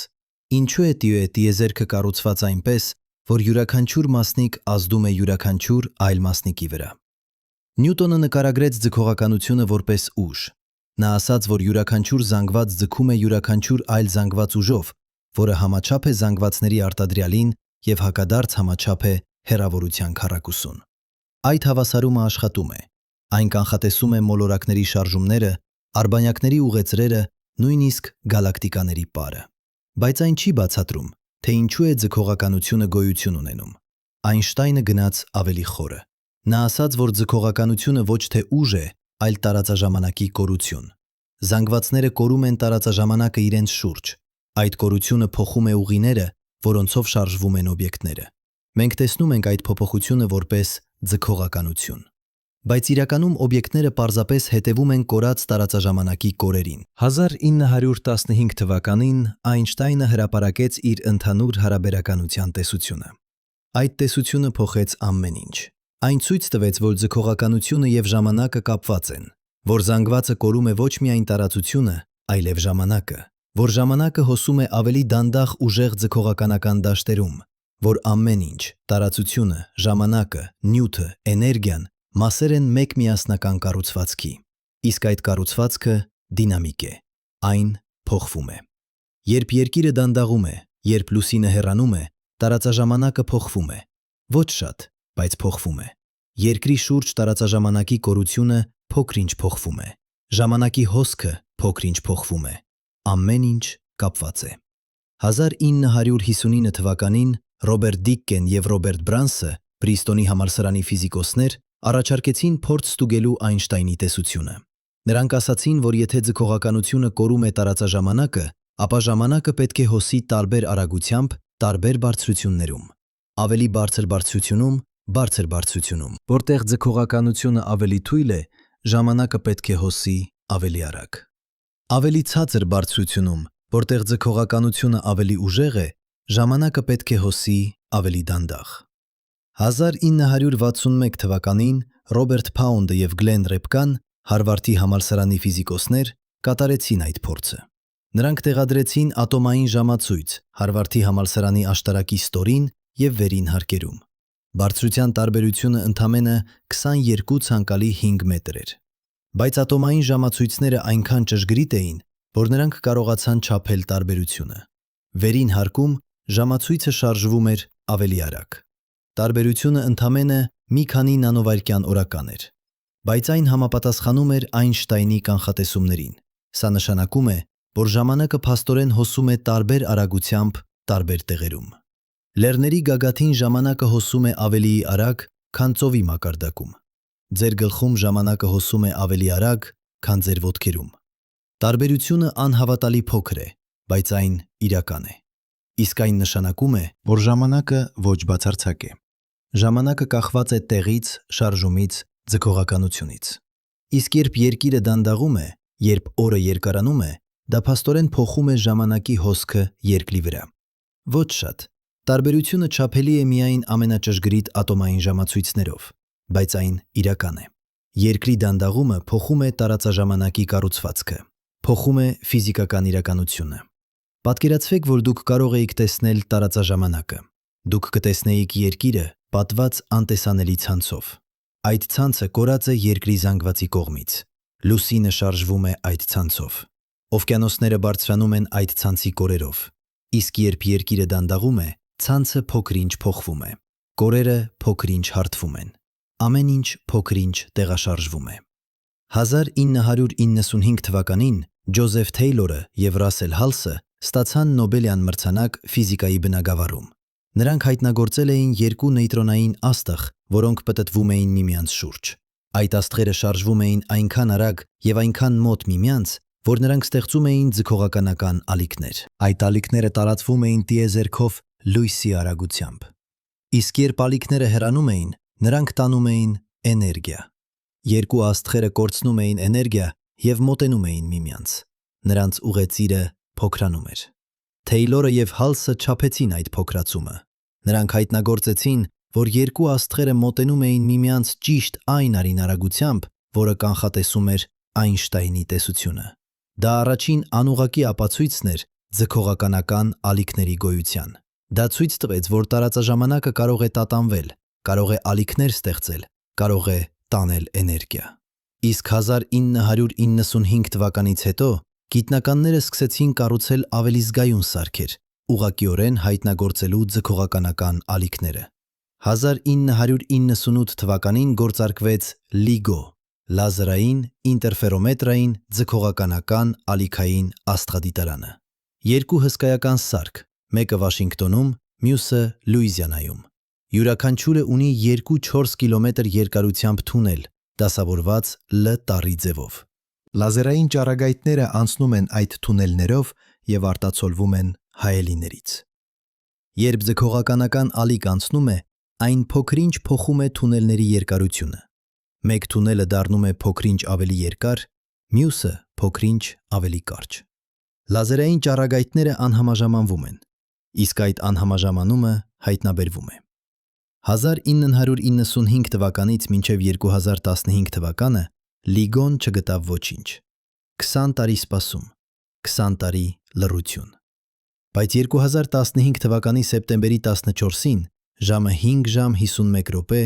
ամեն ինչ փոխվեց։ LIGO-ն հայտնագործեց ձգողականական ալիք։ Ալիք, որը ստեղծվել էր 1 միլիարդ 300 միլիոն տարի առաջ, երբ երկու սև խոռոչ միաձուլվեցին։ Այդ միաձուլումը ազատեց էներգիա համարժեք 3 արևի զանգվածին։ Այդ էներգիան վերածվեց ձգողականական ալիքների։ Ալիքները տարածվեցին տիեզերքով։ Իսկ 1 միլիարդ 300 միլիոն տարի հետո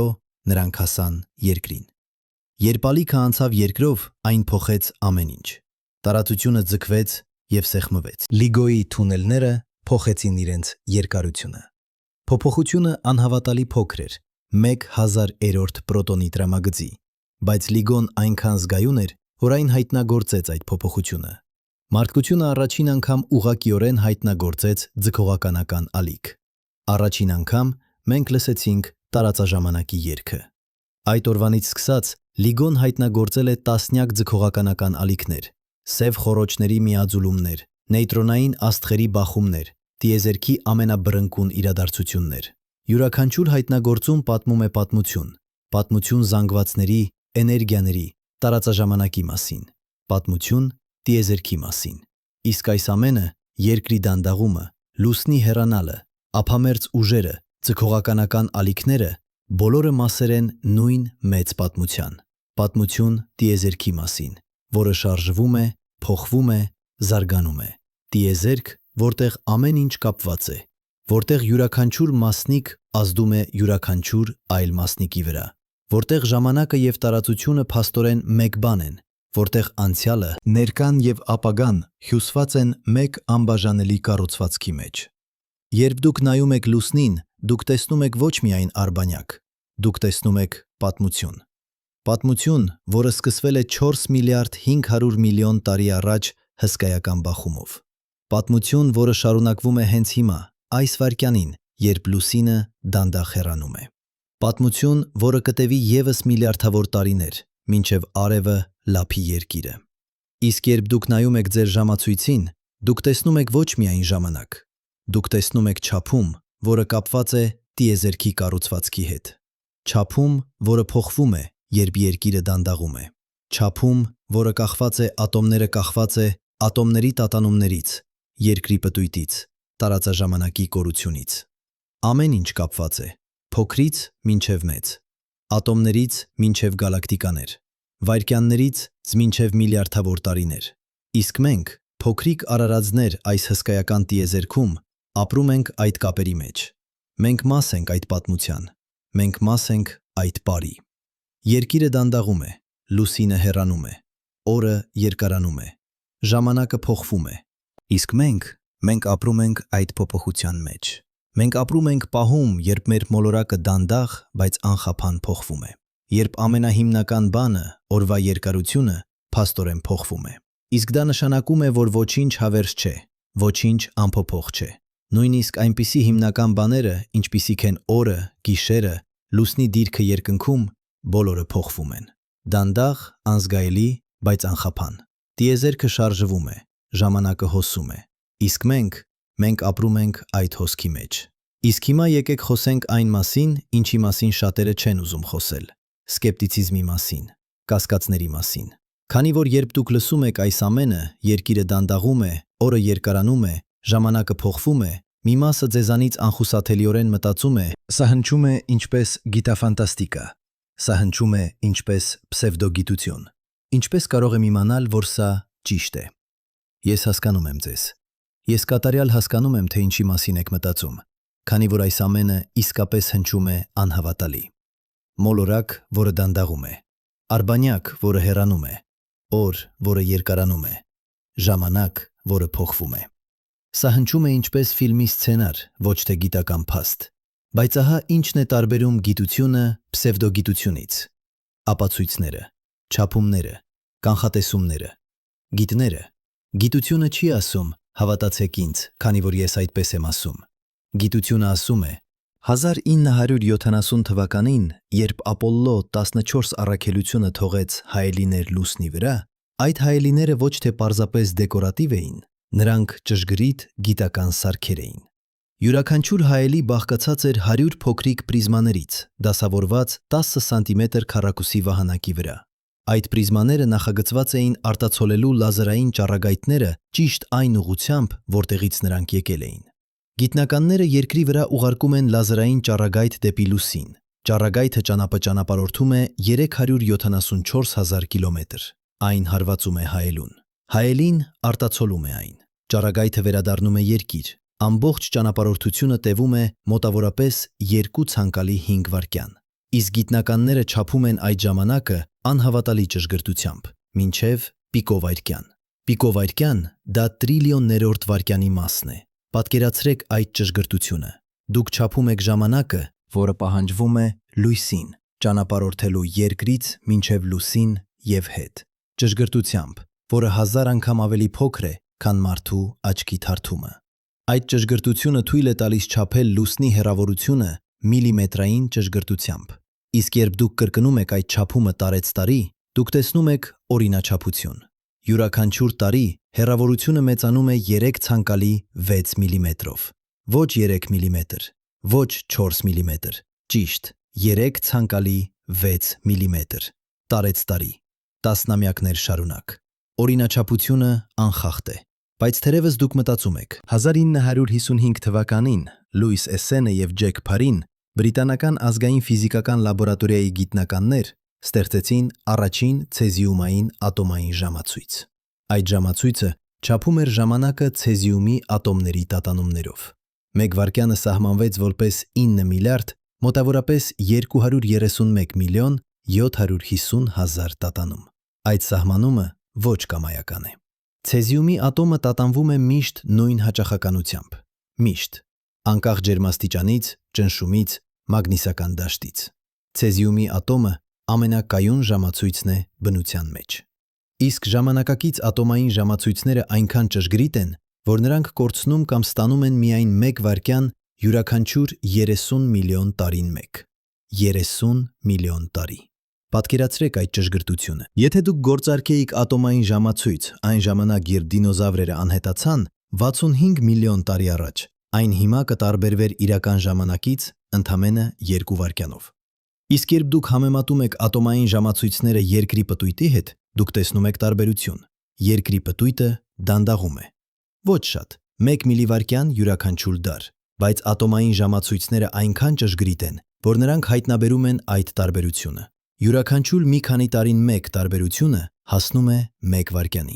Իսկ այն ժամանակ գիտնականները ավելացնում են նահանջ վայրկյան։ Նահանջ վայրկյանները ոչ տեսական են, նրանք իրական են։ Նրանք ավելացվում են իրական ժամացույցներին։ Ձեր հեռախոսի ժամացույցը, ձեր համակարգչի ժամացույցը, GPS արբանյակների ժամացույցները բոլորը ստանում են նահանջ վայրկյանները։ 2016 թվականի դեկտեմբերի 31-ին ժամը 23 ժամ 59 րոպե 59 վայրկյանին ամբողջ աշխարհի ժամացույցները դադարեցին 1 վայրկյանով։ Նրանք ցույց տվեցին 60 վայրկյան, ապա 61 վայրկյան, ապա 0 ժամ, 0 րոպե, 0 վայրկյան։ Դուք կարող եք ստուգել դա։ Դուք կարող եք գնալ միջազգային երկրի պտույտի ծառայության կայք և տեսնել բոլոր նահանջ վայրկյանները, որոնք երբևէ ավելացվել են։ Դուք կարող եք տեսնել ճշգրիտ ամսաթիվները, ճշգրիտ ժամանակները։ Դուք կարող եք տեսնել տվյալները, որոնք հիմնավորում են յուրաքանչյուր որոշումը։ Սա ոչ գաղտնիք է, սա ոչ տեսություն է, սա չափելի, ստուգելի փաստ է։ Բայց թերևս դուք դեռ կասկածում եք։ Թերևս դուք մտածում եք, լավ, լուսինը հեռանում է 3 ցանկալի 6 միլիմետր տարեկան։ Բայց ինչպես կարող ենք իմանալ, որ այդ միշտ եղել է այդպես։ Ինչպես կարող ենք իմանալ, որ միլիոն տարի առաջ կամ միլիարդ տարի առաջ նույն բանն էր տեղի ունենում։ Ահա որտեղ է գալիս երրորդ տեսակի ապացույցը։ Երկրաբանական ռեկորդները։ Մարջանները, նստվածքները, դինոզավրերի ատամները։ Այս բոլոր բաները պահպանում են ռեկորդ անցյալի մասին։ Նրանք պատմում են մեզ, թե որքան երկար էր օրը միլիոնավոր տարիներ առաջ։ Մարջանները աճում են շերտերով։ Յուրաքանչյուր օր նրանք ավելացնում են 1 նոր շերտ։ Ինչպես ծառերը ավելացնում են 1 օղակ տարեկան, մարջանները ավելացնում են 1 շերտ օրական։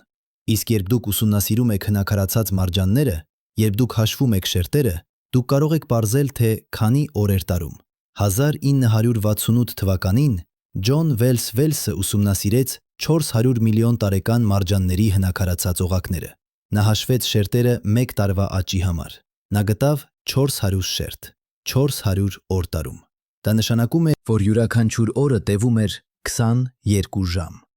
Ոչ 24 ժամ, 22 ժամ։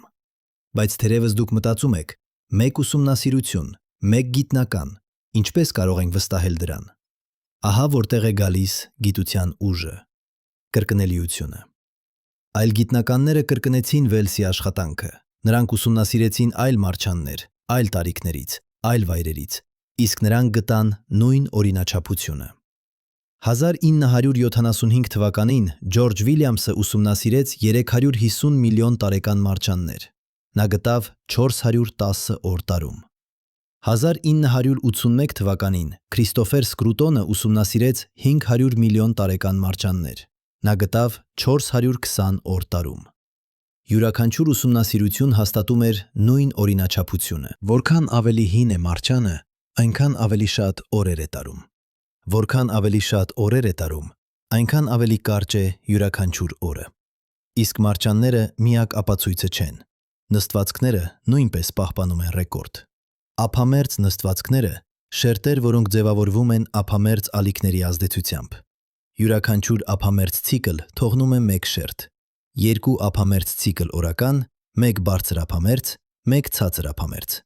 Երբ դուք հաշվում եք այդ շերտերը հնագույն նստվածքներում, դուք կարող եք պարզել, թե քանի ափամերձ ցիկլ էր օրում։ 1991 թվականին Չարլզ Սոնետետը և Էդվարդ Չանը ուսումնասիրեցին 2 միլիարդ տարեկան ափամերձ նստվածքներ Ավստրալիայում։ Նրանք հաշվարկեցին, որ այն ժամանակ օրը տևում էր մոտավորապես 19 ժամ։ 19 ժամ։ Դա 5 ժամ ավելի կարճ է, քան այժմ։ 2 միլիարդ տարի առաջ Երկիրը պտտվում էր այնքան արագ, որ օրը տևում էր միայն 19 ժամ։ Իսկ կան նաև դինոզավրերի ատամները։ Դինոզավրերի ատամները աճում էին շերտերով, ինչպես ծառերի օղակները։ Յուրաքանչյուր օր թողնում էր 1 աճի գիծ։ Երբ դուք ուսումնասիրում եք այդ գծերը միկրոսկոպի տակ, դուք կարող եք հաշվել, թե քանի օր էր տարում։ 1994 թվականին Գրեգորի Էրիքսոնը ուսումնասիրեց տիրանոզավրի ատամները։ Նա հաշվեց աճի գծերը և համեմատեց դրանք սեզոնային փոփոխությունների հետ։ Նա հաշվարկեց, որ 70 միլիոն տարի առաջ, երբ տիրանոզավրերը ապրում էին, օրը տևում էր մոտավորապես 23 ժամ 59 րոպե։ Ոչ 24 ժամ, 23 ժամ 59 րոպե։ Բոլոր այս ապացույցները, լազերային չափումները, ատոմային ժամացույցները, մարջանների օղակները, նստվածքների շերտերը, դինոզավրերի ատամները, բոլորը պատմում են նույն պատմությունը։ Երկիրը դանդաղում է, օրը երկարանում է։ Սա ոչ տեսություն է, սա ոչ կռահում է։ Սա չափելի, ստուգելի, կրկնելի փաստ է։ Բայց թերևս դուք դեռ ունեք մեկ վերջին կասկած։ Թերևս դուք մտածում եք. լավ, ես ընդունում եմ, որ երկիրը դանդաղում է, բայց ինչու։ Ինչու է լուսինը հեռանում։ Ինչու է օրը երկարանում։ Որն է մեխանիզմը։ Ահա որտեղ է գալիս ֆիզիկան։ Ափամերձ շփումը, էներգիայի փոխանցումը, իմպուլսի պահպանումը։ Այս բոլոր բաները ոչ միայն դիտվող երևույթներ են, դրանք հասկանալի, հաշվարկելի, կանխատեսելի գործընթացներ են։ Երբ լուսինը ձգում է երկրի օվկիանոսները, երբ ջուրը բարձրանում է ափամերձ ալիքի մեջ, այդ ջուրը ունի զանգված։ Իսկ երբ զանգվածը շարժվում է, այն ունի իմպուլս։ Իմպուլսը դա զանգվածի և արագության արտադրյալն է։ Երբ օվկիանոսները շարժվում են դեպի լուսնային կողմը, նրանք տանում են իմպուլս։ Այդ իմպուլսը գալիս է երկրի պտույտից։ Երկիրը կորցնում է իմպուլս։ Երկիրը դանդաղում է։ Բայց իմպուլսը չի կարող պարզապես անհետանալ։ Ֆիզիկայի հիմնական օրենքներից մեկը, իմպուլսի պահպանումը, ասում է, որ իմպուլսը կարող է միայն փոխանցվել։ Երբ երկիրը կորցնում է իմպուլս, լուսինը ստանում է այդ իմպուլսը։ Իսկ երբ լուսինը ստանում է իմպուլս, նա բարձրանում է ավելի բարձր ուղեծրի վրա։ Նա հեռանում է։ Սա ոչ միայն որակական նկարագրություն է, սա ճշգրիտ քանակական հաշվարկ է։ Դուք կարող եք վերցնել երկրի զանգվածը, լուսնի զանգվածը, հեռավորությունը, պտուտային արագությունը, ուղեծրային արագությունը։ Դուք կարող եք մտցնել այդ թվերը հավասարումներ, իսկ դուք կստանաք ճիշտ այն արագությունը, որով լուսինը հեռանում է։ 3 ցանկալի 6 միլիմետր տարեկան։ 1958 թվականին Հարոլդ Ջեֆրիսը կատարեց այդ հաշվարկները։ Նա օգտագործեց Նյուտոնի օրենքները, ափամերձ տեսությունը, օվկիանոսների մոդելները։ Նրա կանխատեսումը 1 միլիվայրկյան դանդաղում յուրաքանչյուր դար։ Երբ գիտնականները սկսեցին յուրաքանչյուր դար 1 միլիվայրկյան դանդաղում յուրաքանչյուր դար, երբ գիտնականները սկսեցին յուրաքանչյուր դար 1 միլիվայրկյան դանդաղում յուրաքանչյուր դար, երբ գիտնականները սկսեցին յուրաքանչյուր դար 1 միլիվայրկյան դանդաղում յուրաքանչյուր դար, երբ գիտնականները սկսեցին յուրաքանչյուր դար 1 միլիվայրկյան դանդաղում յուրաքանչյուր դար, երբ գիտնականները սկսեցին յուրաքանչյուր դար 1 միլիվայրկյան դանդաղում յուրաքանչյուր դար, երբ գիտնականները սկսեցին յուրաքանչյուր դար 1 միլիվայրկյան դանդաղում յուրաքանչյուր դար, երբ գիտնականները սկսեցին յուրաքանչյուր դար 1 միլիվայրկյան դանդաղում յուրաքանչյուր դար, երբ գիտնականները սկսեցին յուրաքանչյուր դար 1 միլիվայրկյան դանդաղում, որ լուսինը պետք է հեռանա 3 ցանկալի 6 միլիմետր տարեկան, նրանք չափեցին 3 ցանկալի 6 միլիմետր։ Երբ նրանք հաշվարկեցին, որ 400 միլիոն տարի առաջ օրը պետք է տևեր 22 ժամ, նրանք կգտան մարջաններ, որոնք ցույց էին տալիս 22 ժամ։ Երբ նրանք հաշվարկեցին, որ 2 միլիարդ տարի առաջ օրը պետք է տևեր 18 ժամ, նրանք գտան նստվածքներ, որոնք ցույց էին տալիս 18 ժամ։ Տեսությունը եւ դիտարկումները համապատասխանում են։ Կանխատեսումները եւ չափումները համապատասխանում են։ Սա ոչ պատահականություն է։ Սա ապացույց է, որ մենք հասկանում ենք, թե ինչ է տեղի ունենում։ Բայց եկեք գնանք ավելի խորը։ Եկեք խոսենք այն մասին, ինչ մենք չգիտենք, քանի որ գիտությունը ոչ միայն պատասխանների մասին է, գիտությունը նաև հարցերի մասին է։ Իսկ որքան ավելի շատ ենք մենք սովորում, այնքան ավելի շատ հարցեր ենք մենք գտնում։ Օրինակ, մենք գիտենք, որ լուսինը հեռանում է 3 ցանկալի 6 միլիմետր տարեկան, բայց այդ արագությունը ոչ հաստատուն է, այն փոխվում է։ Երբեմն լուսինը հեռանում է մի փոքր ավելի արագ, երբեմն մի փոքր ավելի դանդաղ։ Ինչու՞։ Մենք չգիտենք ճշգրիտ պատասխանը։ Մենք գիտենք, որ օվկիանոսների կոնֆիգուրացիան ազդում է ափամերձ շփման վրա։ Երբ մայրցամաքները շարժվում են, երբ օվկիանոսները փոխում են իրենց ձևը, 1998 թվականին Ռիչարդ Գրոսը փորձեց ստեղծել ամբողջական մոդել Երկրի պտույտի համար։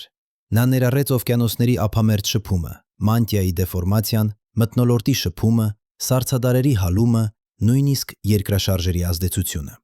Նրա մոդելը աշխատում էր լավ, բայց ոչ կատարյալ։ Կային փոքր անհամապատասխություններ, փոքր տարբերություններ կանխատեսումների եւ դիտարկումների միջև։ Այդ տարբերությունները փոքր են, միլիվայրկյաններ, բայց նրանք իրական են։ Իսկ նրանք ասում են մեզ, որ մենք դեռ չենք հասկանում ամեն ինչ։ Մենք դեռ ունենք սովորելու բան։ Կամ վերցրեք լուսնի ձևավորումը։ Մենք գիտենք, որ լուսինը ձևավորվել է հսկայական բախումից։ Թեյա, Մարսի չափի մոլորակ, բախվեց Երկրին։ Բախումը ստեղծեց լուսինը։ Մենք ունենք համակարգչային սիմուլյացիաներ, որոնք ցույց են տալիս, թե ինչպես է դա տեղի ունեցել։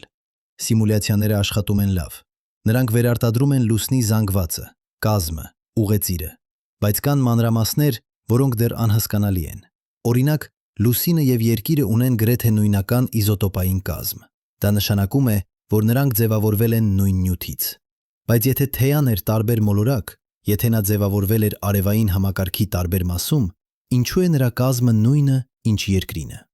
1998 թվականին Ռոբին Կանուպը եւ Էսթեր Ասֆաուգը առաջարկեցին լուծում։ Նրանք ասացին, որ բախումը այնքան հզոր էր, որ երկու մոլորակները ամբողջովին հալվեցին եւ խառնվեցին։ Արդյունքում լուսինը ձևավորվեց Երկրի եւ թեյայի խառնուրդից։ Դա բացատրում է նույնական կազմը։ Բայց դա նաև բարձրացնում է նոր հարցեր։ Եթե երկու մոլորակները ամբողջովին հալվեցին, ինչու է Երկրի կորիզը հարուստ երկաթով, իսկ լուսինը գրեթե չունի երկաթ։ Մենք ունենք տեսություններ, մենք ունենք մոդելներ, բայց մենք դեռ չունենք վերջնական պատասխան։ Գիտությունը գործընթաց է։ Մենք սովորում ենք ավելին, մենք բարելավում ենք մեր մոդելները, մենք մոտենում ենք ճշմարտությանը, բայց մենք երբեք չենք հասնում բացարձակ վստահության։ Իսկ սա է գիտության գեղեցկությունը։ Գիտությունը ոչ դոգմա է, գիտությունը ոչ կրոն է, գիտությունը մեթոդ է։ Մեթոդ հարցնելու, դիտելու, չափելու, հաշվարկելու, ստուգելու, մեթոդ սխալվելու եւ ուղղելու, մեթոդ սովորելու եւ բարելավելու։ Երբ գիտնականը ասում է Երկիրը դանդաղում է, նա ոչ ասում է ես հավատում եմ, որ Երկիրը դանդաղում է։ Նա ասում է ես չափել եմ, որ Երկիրը դանդաղում է։ Ահա տվյալները, ահա մեթոդը։ Ստուգեք դրանք ինքներդ։ Իսկ երբ նոր տվյալներ են հայտվում, երբ նոր չափումներ են կատարվում, գիտնականը պատրաստ է փոխել իր կարծիքը։ Գիտությունը ինքնակատարելագործվող է։ Յուրաքանչյուր նոր հայտնագործություն բարելավում է մեր հասկացողությունը։ Յուրաքանչյուր նոր չափում ճշգրտում է մեր մոդելները։ 1995 թվականին, երբ LIGO-ն սկսեց աշխատել, շատ գիտնականներ կասկածում էին, որ այն երբևէ կհայտնաբերի ձգողականական ալիքներ։ Նրանք ասում էին, որ ալիքները չափազանց թույլ են, որ սարքը չափազանց զգայուն է, որ աղմուկը չափազանց մեծ է։ Բայց 2015 թվականին LIGO-ն հայտնաբերեց ձգողականական ալիք, իսկ կասկածողները ընդունեցին, որ նրանք սխալվել էին։ Սա է գիտության ուժը, ոչ կուրորեն հավատալը, այլ ապացույցների հիման վրա ընդունելը, ոչ դոգմատիկ պնդելը, այլ ճկուն հարմարվելը, ոչ անձնական համոզմունքը, այլ կոլեկտիվ ստուգումը։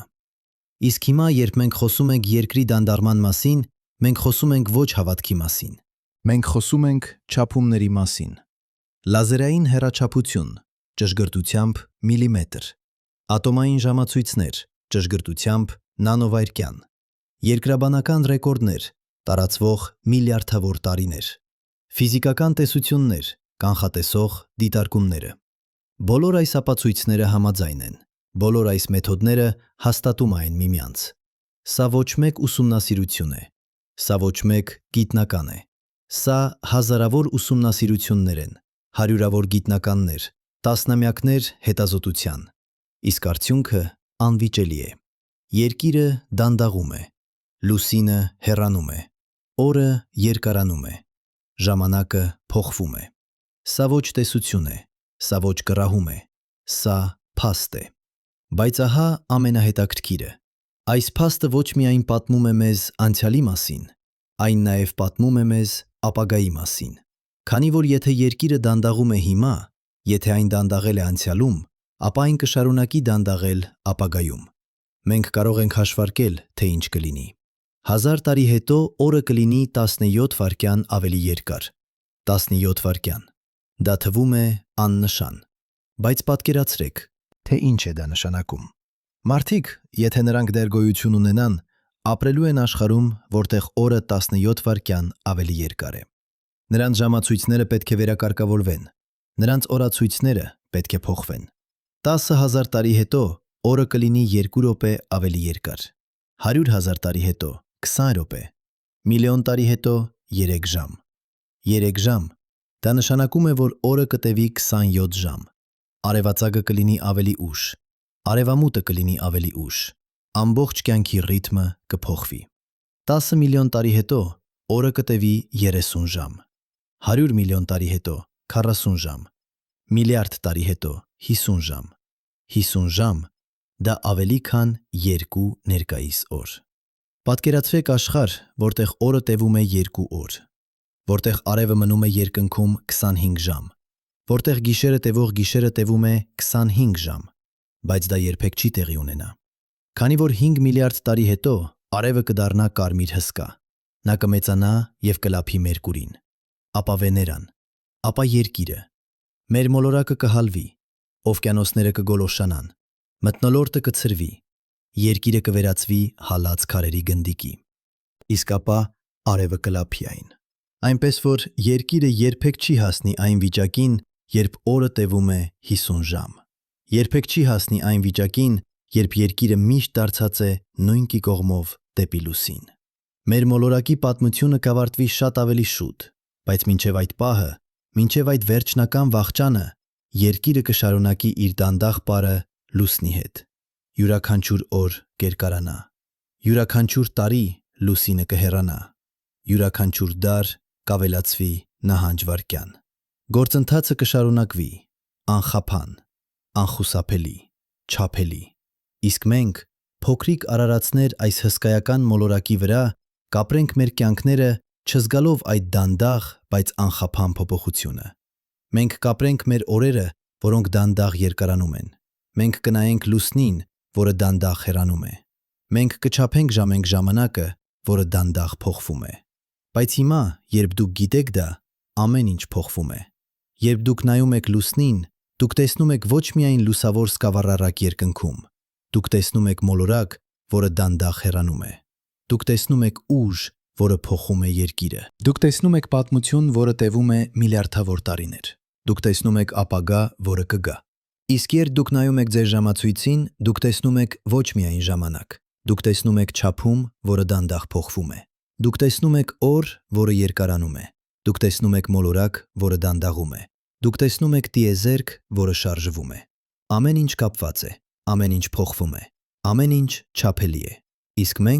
մենք ապրում ենք այդ փոփոխության մեջ։ Մենք ապրում ենք պահում, երբ մեր մոլորակը դանդաղ, բայց անխափան փոխվում է։ Երբ ամենահիմնական բանը, օրվա երկարությունը, փաստորեն փոխվում է։ Սա ոչ հավատքի հարց է, սա ոչ կարծիքի հարց է, սա փաստի հարց է։ Չափելի, ստուգելի, հասկանալի փաստ։ Փաստ, որը փոխում է մեր պատկերացումները իրականության մասին։ Փաստ, որը ցույց է տալիս, որ նույնիսկ այնպիսի հիմնական բաները, ինչպիսիք են ժամանակը եւ տարածությունը, փաստորեն փոխվում են։ Իսկ սա բերում է մեզ դեպի վերջնական հարցը։ Եթե ժամանակը փոխվում է, եթե օրը երկարանում է, եթե երկիրը դանդաղում է, ապա ինչ է դա նշանակում մեր համար։ Ինչ է դա նշանակում մեր հասկացողության համար իրականության մասին։ Ինչ է դա նշանակում մեր տեղի համար տիեզերքում։ Իսկ հիմա եկեք դադարենք։ Եկեք հեռանանք թվերից, հաշվարկներից, չափումներից։ Եկեք հարցնենք ավելի խորը հարց։ Ոչ ինչպես է երկիրը դանդաղում, այլ ինչ է դա նշանակում։ Երբ մենք ասում ենք, որ ժամանակը փոխվում է, մենք փաստորեն խոսում ենք ինչ-որ խորը բանի մասին։ Մենք խոսում ենք իրականության բնույթի մասին։ Քանի որ ժամանակը ոչ պարզապես թիվ է ժամացույցի վրա։ Ժամանակը այն միջավայրն է, որտեղ մենք ապրում ենք։ Այն հիմքն է, որի վրա կառուցված է մեր գոյությունը։ Հին հույները մտածում էին ժամանակի մասին որպես գետի։ Հերակլիտոսը ասաց. «Դուք չեք կարող երկու անգամ մտնել նույն գետը, քանի որ գետը հոսում է, ջուրը փոխվում է, յուրաքանչյուր վայրկյան նոր ջուր է անցնում, իսկ դուք ինքներդ էլ փոխվում եք։ Յուրաքանչյուր վայրկյան դուք տարբեր եք, բայց Հերակլիտոսը չգիտեր մի բան։ Նա չգիտեր, որ ինքը գետը փոխվում է։ Ոչ միայն ջուրը, այլ նաև հունը, ոչ միայն պարունակությունը, այլ նաև կառուցվածքը։ Երկիրը դանդաղում է, եւ դա նշանակում է, որ ժամանակի գետը փոխում է իր հոսքը։ Պատկերացրեք, որ դուք կանգնած եք գետափին։ Դուք նայում եք ջրին, որը հոսում է, բայց աստիճանաբար, անզգայելի կերպով գետը դանդաղում է։ Ոչ այնքան, որ դուք նկատեիք մեկ կյանքում, բայց եթե դուք կարողանայիք ապրել միլիոն տարի, դուք կտեսնեիք։ Գետը, որը մեկ ժամանակ վազում էր, հիմա քայլում է։ Գետը, որը մեկ ժամանակ ռմբակոծում էր, հիմա շշնջում է։ Սա է այն, ինչ տեղի է ունենում ժամանակի հետ։ Ժամանակը դանդաղում է։ Ոչ մեր ընկալման մեջ, այլ ֆիզիկապես։ Երկրի պտույտը դանդաղում է, եւ դա նշանակում է, որ ժամանակի հոսքը փոխվում է։ Բայց սա բարձրացնում է փիլիսոփայական հարց։ Եթե ժամանակը փոխվում է, ապա ինչ է ժամանակը իրականում։ Արդյոք ժամանակը ինքը ինչ-որ բացարձակ, անփոփոխ բան է, որը գոյություն ունի անկախ ամեն ինչից։ Թե ժամանակը կախված է ֆիզիկական գործընթացներից, մոլորակների պտույտից, աստղերի շարժումից, տիեզերքի ընդլայնումից։ Նյուտոնը հավատում էր բացարձակ ժամանակին։ Նա ասաց, որ ժամանակը հոսում է միատեսակ, անկախ ամեն ինչից, անկախ նյութից, շարժումից, ձգողականությունից։ Ժամանակը նման է անտեսանելի գետի, որը հոսում է միշտ նույն արագությամբ, ամենուր միշտ։ Բայց Այնշտայնը ցույց տվեց, որ Նյուտոնը սխալվում էր։ Ժամանակը ոչ բացարձակ է։ Ժամանակը հարաբերական է։ Ժամանակը կախված է շարժումից, ժամանակը կախված է ձգողականությունից։ Երկու դիտորդներ, որոնք շարժվում են տարբեր արագություններով, չափում են ժամանակը տարբեր կերպ։ Երկու դիտորդներ, որոնք գտնվում են տարբեր ձգձգողականական դաշտերում, չափում են ժամանակը տարբեր կերպ։ Սա ոչ պարզապես մաթեմատիկական տարօրինակություն է, սա ֆիզիկական իրականություն է։ Երբ աստղագնացները վերադառնում են տիեզերքից, նրանց ժամացույցները ցույց են տալիս տարբեր ժամանակ, քան երկրի վրա։ Ոչ շատ, միլիվայրկյաններ, բայց տարբերությունը իրական է։ Նրանք փաստորեն ապրել են ավելի քիչ ժամանակ, քան մենք։ Իսկ երբ երկիրը դանդաղում է, երբ օրը երկարանում է, նույն բանն է տեղի ունենում։ Ժամանակը փոխվում է։ Ոչ մեր ընկալման մեջ, այլ ֆիզիկապես։ Տարածաժամանակի կառուցվածքը փոխվում է։ Բայց սա բերում է մեզ դեպի ավելի խորը հարց։ Եթե ժամանակը փոխվում է, եթե ժամանակը կախված է ֆիզիկական գործընթացներից, ապա արդյոք ժամանակը իսկապես գոյություն ունի։ Թե ժամանակը պարզապես մեր ընկալման կառուցվածք է, մեր միջոց չափելու փոփոխությունը։ Որոշ ֆիզիկոսներ հավատում են, որ ժամանակը պատրանք է։ Նրանք ասում են, որ տիեզերքի հիմնական օրենքները ժամանակային սիմետրիկ են։ Դուք կարող եք գործարկել դրանք առաջ կամ հետ, եւ նրանք կաշխատեն նույն կերպ։ Անցյալը եւ ապագան ֆիզիկապես համարժեք են։ Միակ տարբերությունը մեր ընկալման մեջ է։ Բայց ուրիշներ առարկում են։ Նրանք ասում են, որ ժամանակը իրական է։ Քանի որ մենք տեսնում ենք փոփոխություն, մենք տեսնում ենք էվոլյուցիա, մենք տեսնում ենք էնտրոպիայի աճ։ Տիեզերքը շարժվում է մի ուղղությամբ՝ կարգից դեպի անկարգություն, կառուցվածքից դեպի քաոս։ Իսկ այդ շարժումը սահմանում է ժամանակի սլաքը։ Երկրի դանդաղումը մաս է այդ շարժման։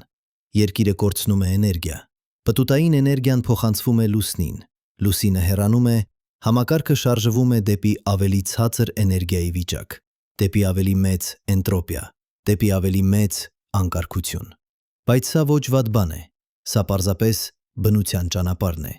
Ամեն ինչ շարժվում է դեպի հավասարակշռություն։ Տաք օբյեկտները սառչում են, սառը օբյեկտները տաքանում են։ Արագ պտտվող մոլորակները դանդաղում են, դանդաղ շարժվող արբանյակները հեռանում են։ Ամեն ինչ շարժվում է դեպի հավասարակշռություն։ Տաք օբյեկտները սառչում են, սառը օբյեկտները տաքանում են։ Արագ պտտվող մոլորակները դանդաղում են, դանդաղ շարժվող արբանյակները հեռանում են։ Ամեն ինչ շարժվում է դեպի հավասարակշռություն։ Տաք օբյեկտները սառչում են, սառը օբյեկտները տաքանում են։ Արագ պտտվող մոլորակները դանդաղում են, դանդաղ շարժվող արբանյակները հեռանում են։ Ամեն ինչ շարժվում է դեպի հավասարակշռություն։ Տաք օբյեկտները սառչում են, սառը օբյեկտները տաքանում են։ Արագ պտտվող մոլորակները դանդաղում են, դանդաղ շարժվող արբանյակները հեռանում են։ Ամեն ինչ շարժվում է դեպի հավասարակշռություն։ Տաք օբյեկտները սառչում են, սառը օբյեկտները տաքանում են։ Արագ պտտվող կյանքը կշարունակվի։ Շարժումը կշարունակվի։ Փոփոխությունը կշարունակվի։ Իսկ մենք ապրում ենք այդ փոփոխության մեջ։ Բայց կա մեկ այլ հարց, որը մենք պետք է հարցնենք. ինչու։ Ինչու է տիեզերքը կառուցված այսպես։ Ինչու են մոլորակները դանդաղում։ Ինչու են արբանյակները հեռանում։ Ինչու է ժամանակը փոխվում։ Մենք կարող ենք նկարագրել մեխանիզմները, ափամերձ շփում, էներգիայի փոխանցում, իմպուլսի պահպանում։ Մենք կարող ենք հաշվարկել թվերը՝ 3 ցանկալի 6 միլիմետր տարեկան, 1 միլիվայրկյան յուրաքանչյուր դար։ Մենք կարող ենք կանխատեսել ապագան՝ 50 միլիարդ տարի մինչև ափամերձ կողպումը։ Բայց մենք չենք կարող պատասխանել ինչուին։ Ինչու է ձգողականությունը թյունը գոյություն ունենում։ Ինչու են զանգվածները ձգում միմյանց։ Ինչու է էներգիան պահպանվում։ Ինչու է իմպուլսը փոխանցվում։ Այս հարցերը տանում են մեզ դեպի ֆիզիկայի սահմանները, դեպի այն, ինչ մենք չգիտենք։ Իսկ այն, ինչ մենք չգիտենք, շատ ավելի մեծ է, քան այն, ինչ մենք գիտենք։ Մենք չգիտենք, թե ինչ է մութ նյութը։ Մենք գիտենք, որ այն գոյություն ունի։ Մենք տեսնում ենք դրա ազդեցությունը գալակտիկաների վրա։ Բայց մենք չգիտենք, թե ինչից է այն բաղկացած։ Մենք չգիտենք, թե ինչպես է այն փոխազդում նորմալ նյութի հետ։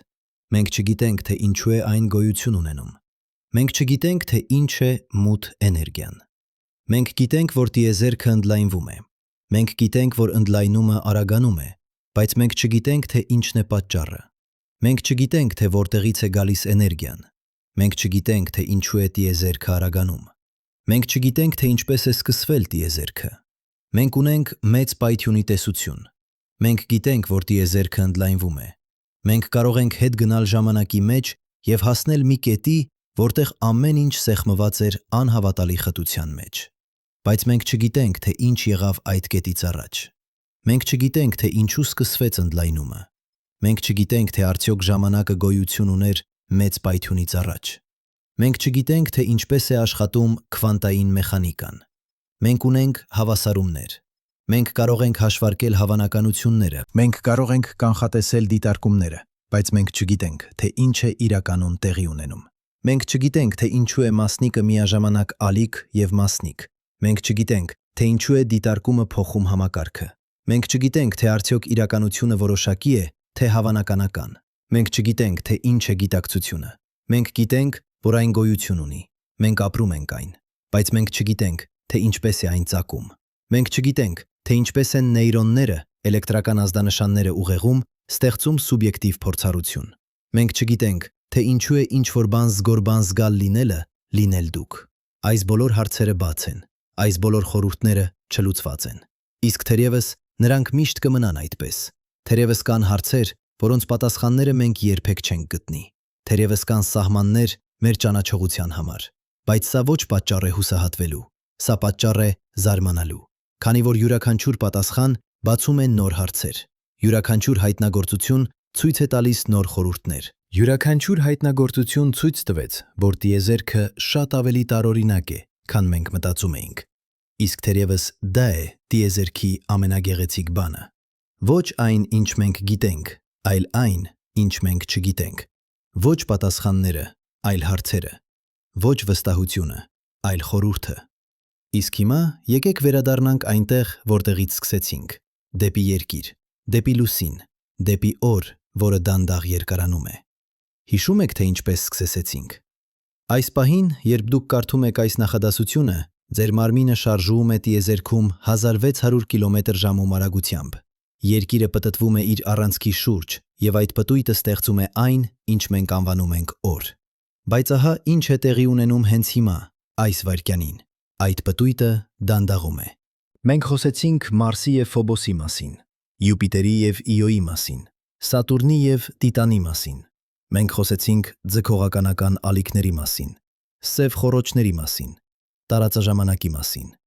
Մենք խոսեցինք գիտության մասին, ապացույցների մասին, չափումների մասին։ Մենք խոսեցինք սկեպտիցիզմի մասին, կասկածների մասին, ստուգման մասին։ Մենք խոսեցինք փիլիսոփայության մասին, ժամանակի բնույթի մասին, իրականության կառուցվածքի մասին։ Բայց վերջում մենք վերադառնում ենք նույն տեղը, դեպի երկիր, դեպի լուսին, դեպի օր, որը դանդաղ երկարանում է, քանի որ վերջում այս ամենը մեր մասին է։ Ոչ թվերի մասին, ոչ հավասարումների մասին, ոչ տեսությունների մասին, այլ մեր մասին։ Փոքրիկ արարածների մասին, որոնք ապրում են հսկայական մոլորակի վրա, որը դանդաղ պտտվում է հսկայական տիեզերքում։ Մենք ապրում ենք պահում, երբ օրը տևում է 24 ժամ, բայց դա ժամանակավոր է։ Անցյալում օրը ավելի կարճ էր, ապագայում այն կլինի ավելի երկար։ Մենք ապրում ենք անցումային պահում, երբ երկիրը դանդաղ փոխվում է։ Իսկ սա նշանակում է, որ մենք հատուկ ենք։ Ոչ այն իմաստով, որ տիեզերքը ստեղծվել է մեր համար, ոչ այն իմաստով, որ մենք հատուկ ենք, ոչ այն իմաստով, որ տիեզերքը ստեղծվել է մեր համար, ոչ այն իմաստով, որ մենք հատուկ ենք, ոչ այն իմաստով, որ տիեզերքը ստեղծվել է մեր համար, ոչ այն իմաստով, որ մենք հատուկ ենք, ոչ այն իմաստով, որ տիեզերքը ստեղծվել է մեր համար, ոչ այն իմաստով, որ մենք հատուկ ենք, ոչ այն իմաստով, որ տիեզերքը ստեղծվել է մեր համար, ոչ այն իմաստով, որ մենք հատուկ ենք, ոչ այն իմաստով, որ տիեզերքը ստեղծվել է մեր համար, ոչ այն իմաստով, որ մենք հատուկ ենք, ոչ այն իմաստով, որ տիեզերքը ստեղծվել է մեր համար, ոչ այն իմաստով, որ մենք հատուկ ենք, ոչ այն իմաստով, որ տիեզերքը ստեղծվել է մեր համար, ոչ այն իմաստով, որ մենք հատուկ ենք, ոչ այն իմաստով, որ տիեզերքը ստեղծվել է մեր համար, ոչ այն իմաստով, որ մենք հատուկ ենք, ոչ այն իմաստով, որ տիեզերքը ստեղծվել է մեր համար, ոչ այն իմաստով, որ մենք հատուկ ենք, ոչ այն իմաստով, որ տիեզերքը ստեղծվել է մեր համար, ոչ այն իմաստով, որ մենք հատուկ ենք, ոչ այն իմաստով, որ տիեզերքը ստեղծվել է մեր համար, ոչ այն իմաստով, որ մենք հատուկ ենք, ոչ այն իմաստով, որ տիեզերքը ստեղծվել է մեր համար, ոչ այն իմաստով։ Դուք կտեսնեք պատմություն։ Պատմություն, որը սկսվել է 4 միլիարդ 500 միլիոն տարի առաջ հսկայական բախումով։ Պատմություն, որը շարունակվում է հենց հիմա, երբ լուսինը դանդաղ հեռանում է 3 ցանկալի 6 միլիմետր տարեկան։ Պատմություն, որը կտևի ևս միլիարդավոր տարիներ, մինչև արևը լափի երկիրը։ Դուք կտեսնեք կապ ձեզ եւ տիեզերքի միջև։ Քանի որ լուսինը ոչ միայն արբանյակ է երկնքում, լուսինը ուժ է, որը ձևավորում է ձեր աշխարհը, ուժ, որը ստեղծում է ափամերձալիքները, ուժ, որը ստեղծում է ափամերձալիքները, ուժ, որը ստեղծում է ափամերձալիքները, ուժ, որը ստեղծում է ափամերձալիքները, ուժ, որը ստեղծում է ափամերձալիքները, ուժ, որը ստեղծում է ափամերձալիքները, ուժ, որը ստեղծում է ափամերձալիքները, ուժ, որը ստեղծում է ափամերձալիքները, ուժ, որը ստեղծում է ափամերձալիքները, ուժ, որը ստեղծում է ափամերձալիքները, ուժ, որը ստեղծում է ափամերձալիքները, ուժ, որը ստեղծում է ափամերձալիքները, ուժ, որը ստեղծում է ափամերձալիքները, ուժ, որը ստեղծում է ափամերձալիքները, ուժ, որը ստեղծում է ափամերձալիքները, ուժ, որը ստեղծում է ափամերձալիքները, ուժ, որը ստեղծում է ափամերձալիքները, ուժ, որը ստեղծում է ափամերձալիքները, ուժ, որը ստեղծում է ափամերձալիքները, ուժ, որը ստեղծում է ափամերձալիքները, ուժ, որը ստեղծում է ափամերձալիքները, ուժ, որը Իսկ հիմա վերջնական հարցը. Ինչ է դա նշանակում լինել մարդ այս տիեզերքում։ Լինել գիտակից արարած մոլորակի վրա, որը դանդաղ պտտվում է, դանդաղ փոխվում է, դանդաղ շարժվում է դեպի իր վերջնական ճակատագիրը։ Թերևս դա նշանակում է ընդունել մեր փոքրությունը։ Մենք փոքրիկ ենք, մեր կյանքը կարճ է, մեր մոլորակը փոքրիկ է, մեր արևը միջին է, մեր գալակտիկան մեկն է միլիարդավորից։ Մենք փոքրիկ ենք անհավատալի հսկայական տիեզերքում, բայց թերևս դա նաև նշանակում է ընդունել մեր հատկությունը։ Մենք գիտակից ենք, մենք կարող ենք մտածել, մենք կարող ենք հարցնել, մենք կարող ենք զարմանալ, մենք կարող ենք հասկանալ։ Մենք տիեզերքի մասն ենք, որը դարձել է գիտակից ինքն իրեն։ Երբ դուք նայում եք լուսնին, դուք տիեզերքի մասն եք, որը նայում է տիեզերքի մեկ այլ մասին։ Երբ դուք մտածում եք երկրի դանդաղման մասին, դուք տիեզերքի մասն եք, որը մտածում է իր սեփական փոփոխության մասին։ Երբ դուք զարմանում եք ժամանակի բնույթի վրա, դուք տիեզերքի մասն եք, որը զարմանում է իր սեփական կառուցվածքի վրա։ Սա անհավատալի է, սա հրաշալի է, սա խորհրդավոր է։ Իսկ թերևս դա բավական է։ Թերևս մենք չպետք է ունենանք բոլոր պատասխանները, թերևս մենք չպետք է հասկանանք ամեն ինչ։ Թերևս բավական է պարզապես լինել այստեղ, այս պահին, այս հսկայական, տարօրինակ, գեղեցիկ տիեզերքում։ Երկիրը դանդաղում է, լուսինը հեռանում է, օրը երկարանում է, ժամանակը փոխվում է, իսկ մենք ապրում ենք այդ փոփոխության մեջ։ Մենք ապրում ենք պահում, երբ մեր մոլորակը դանդաղ, բայց անխափան փոխվում է։ Սա մեր պատմությունն է, սա մեր պահն է, սա մեր տիեզերքն է։ Իսկ թերևս ամենակարևոր հարցը ոչ ինչու է կամ ինչպես, թերևս ամենակարևոր հարցը ինչ։ Ինչ ենք մենք անելու այս գիտելիքով։ Ինչ ենք մենք անելու այս հասկացողությամբ։ Ինչ ենք մենք անելու այս պահով, որը մեզ տրվել է։ Քանի որ վերջում այս ամենը մեր ընտրության մասին է, ընտրության նայել վեր և զարմանալ, ընտրության հարցնել և փնտրել, ընտրության ապրել և սիրել, ընտրության լինել գիտակից այս անհավատալի, տարօրինակ, գեղեցիկ տիեզերքում։